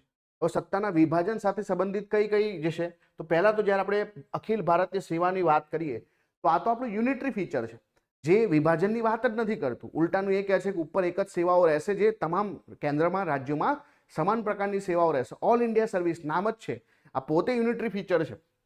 અને એટલા માટે આ ચોથું જે છે આપણા જવાબમાં ના હોય, અને ચોથું ના હોય તો આ પણ નીકળી જશે, આ પણ નીકળી જશે. હવે જો 1 અને 3 છે, 1, 2 અને 3 છે. તો આર્ટિકલ 50 જે છે ન્યાયતંત્રને કારોબારીથી અલગ કરવાની વાત કરે છે, જે સેપરેશન ઓફ પાવરનો સિદ્ધાંત છે, સાચું છે. 246 ની અંદર આપણે કાયદાકીય સત્તાનું જે વિભાજન કર્યું છે, 7મી અનુસૂચિ 3 પ્રકારના લિસ્ટો બનાવ્યા છે, એ પણ બિલકુલ સાચું છે. તો 1 અને 3 તો આવશે જ. હવે 2 આવે કે નહીં? તો અહીંયા રાષ્ટ્રપતિની વટહુકમ બનાવવાની સત્તા છે, કે સંસદ કાયદા બનાવી શકે. હવે સંસદ જ્યારે ચાલુ ના હોય તો આપણે સત્તા રાષ્ટ્રપતિને આપીએ છીએ. તમે જાણો જ છો કે રાષ્ટ્રપતિ બીજું કંઈ જ નથી, સંસદના જ અભિન્ન અંગ છે. એટલા માટે આપણે કારોબારીના હાથમાં જે ડાયરેક્ટ સત્તા નથી આપતા. ભલે પછી રાષ્ટ્રપતિ કારોબારીની ભલામણ મુજબ કામ કરે છે, પણ આપણે સત્તા સીધું પીએમના હાથમાં નથી આપતા. આપણે સત્તા રાષ્ટ્રપતિને આપીએ છીએ કે રાષ્ટ્રપતિ વટહુકમ બહાર પાડી શકે. કેમ કે સંસદનું અભિન્ન અંગ છે રાષ્ટ્રપતિ, એમની આ ન્યાયિક સત્તાઓ છે. તો ક્યાંક ને ક્યાંક આપણે સેપરેશન કરીએ છીએ, કારોબારીથી આપણી જે છે કાયદા બનાવવાની સત્તાને થોડું વિભાજિત કર્યું છે. તો એ પણ જે છે બિલકુલ આવશે. તો 1, 2 અને 3 જે છે આપણા જવાબમાં આવે. તો અહીંયા ઓપ્શન નંબર સી જે છે ફક્ત 1, 2 અને 3 આપણો સાચો જવાબ બને છે. ભારતીય બંધારણ હેઠળ રાજ્ય ચૂંટણી પંચની ભૂમિકાનું નીચેનામાંથી યોગ્ય રીતે વર્ણન કરો. અહીંયા આપણે રાજ્ય ચૂંટણી પંચની વાત કરવાની છે, સ્ટેટ ઇલેક્શન કમિશનની વાત કરવાની છે. તો સ્ટેટ ઇલેક્શન કમિશન પંચાયત રાજ સંસ્થાઓ અને મ્યુનિસિપલ સંસ્થાઓની ચૂંટણીઓનું સંચાલન કરે છે. તો આ બિલકુલ સાચું છે. પંચાયત રાજ સંસ્થાઓ અને મ્યુનિસિપલ સંસ્થાઓનું જે છે ચૂંટણીનું સંચાલન કરવાનું કામ જે છે આનું જ છે. તો આપણા જવાબમાં 1 તો હોવું જ જોઈએ. તો આ જે છે ઓપ્શન નંબર સી નહીં આવે. ભારતના મુખ્ય ચૂંટણી કમિશનરને રાજ્ય ચૂંટણી કમિશનરને દૂર કરવાનો અધિકાર છે. જો આપણી પાસે જે મુખ્ય ચૂંટણી કમિશનર છે, એટલે કે ચૂંટણી કમિશન છે કેન્દ્રનું અને રાજ્યનું, બંને બિલકુલ સેપરેટ સંસ્થાઓ છે અને કેન્દ્ર અને રાજ્યને કોઈ લાગતું વળગતું છે નહીં. અને એટલા માટે ભારતના મુખ્ય ચૂંટણી કમિશનર પાસે રાજ્યના ચૂંટણી કમિશનરને દૂર કરવાનો અધિકાર છે, બિલકુલ ખોટું છે. અને એટલા માટે આપણા જવાબમાં 2 ના આવવું જોઈએ. તો 2 અહીંયાથી પણ નીકળી જશે. ચલો, હવે જે છે આગળનો ક્વેશ્ચન સ્ટેટમેન્ટ છે કે રાજ્યનું ચૂંટણી પંચ બંધારણના અનુચ્છેદ 243 કે અને 243 જે એમાંથી જે છે પોતાની સત્તા પ્રાપ્ત કરે છે. તો રાજ્ય સંસ્થાઓ એટલે કે પંચાયત માટે અને મ્યુનિસિપલ માટે અહીંયાથી સત્તાઓ પ્રાપ્ત કરે, બિલકુલ સાચું છે. અને છેલ્લું છે રાજ્ય ચૂંટણી કમિશનર અને સેવાની શરતો રાજ્યના રાજ્યપાલ દ્વારા જે છે નક્કી કરવામાં આવે છે. તો અહીંયા જે છે આ પણ વિકલ્પ જે છે કેવો છે ભાઈ? સાચો છે. અને એટલા માટે જવાબ શું આવશે? 1, 3 અને 4 આવશે. 1, 3 અને 4 આવશે. તો અહીંયા જવાબ તમારો આવશે ફક્ત 1, 3 અને 4. બીજું વાક્ય અહીંયા ખોટું છે. ઇન્ડો યુએસ ન્યુક્લિયર ડીલ 2008 વિવાદાસ્પદ હતી કારણ કે તેણે ભારતને પરમાણુ બિન પ્રસાર સંધિ NPT પર હસ્તાક્ષર કરનાર ન હોવા છતાં પણ પરમાણુ વેપારમાં જોડાવાની મંજૂરી આપી. આપણે એટલા માટે તો જોડાયા હતા કે આપણને છૂટ મળે. તો એ બિલકુલ સાચું છે. બીજું કે તેણે ભારતમાં પરમાણુ પરીક્ષણો કરવાના સાર્વભૌમ અધિકાર પર પ્રતિબંધ મૂક્યો. એમનું કહેવું છે કે ભાઈ તમે આડેધડ જે છે ડાયરેક્ટલી પરમાણુ જે છે બરાબર જે મતલબ પરીક્ષણો કરો એ ના કરી શકો, તમને અમુક છૂટછાટ મળશે. તો સાર્વભૌમ અધિકાર પર જે છે પ્રતિબંધો મૂક્યા, એ પણ સાચું છે. આ સોદો WTO હેઠળ નહોતો એટલે આ ખોટું છે. અને ચોથું કે વિરોધ પણ થયો અને સંસદમાં વિશ્વાસનો મત પણ રજૂ કરવામાં આવ્યો. તો પહેલું, બીજું અને ચોથું આપણું સાચું આવશે. તો 1, 2, 4 જે છે આપણો સાચો જવાબ છે ઓપ્શન નંબર બી, 1, 2 and 4. નીચેનામાંથી કયા વિધાનો ભારતીય સંઘીય માળખાનું યોગ્ય રીતે વર્ણન કરે છે? ભારત મજબૂત કેન્દ્ર સાથેનું અર્ધ સંઘીય પ્રણાલીને અનુસરે છે. બિલકુલ સાચું છે. ભારતમાં કેન્દ્ર મજબૂત છે. ખરેખર તો સંઘીય માળખામાં રાજ્ય મજબૂત હોવા જોઈએ, કેન્દ્ર મજબૂત છે. અને બીજું કે આપણે અર્ધ સંઘીય પ્રણાલીને ફોલો કરીએ છીએ. કેન્દ્ર અને રાજ્ય વચ્ચેની સત્તાની વહેંચણી બંધારણની અનુસૂચિ 7માં કરેલી છે, એ પણ સાચું છે.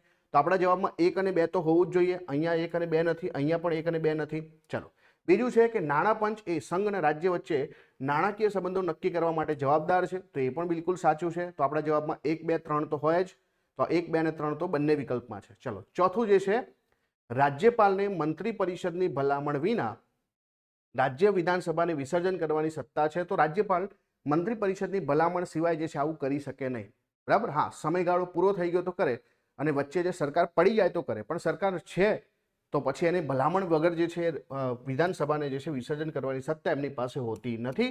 એટલે જવાબ આવશે 1, 2 અને 3. તો ઓપ્શન નંબર જે છે એ બિલકુલ સાચું છે. ફક્ત 1, 2 અને 3.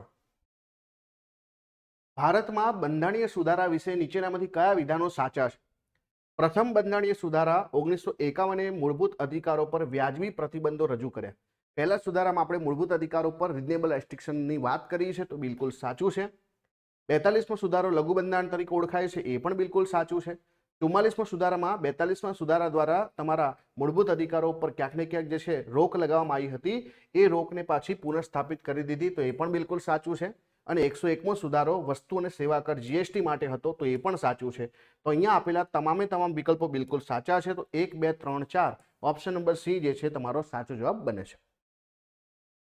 નીચેનામાંથી કયા વિધાનો ભારતીય ન્યાયતંત્રની રચનાનું યોગ્ય રીતે વર્ણન કરે છે?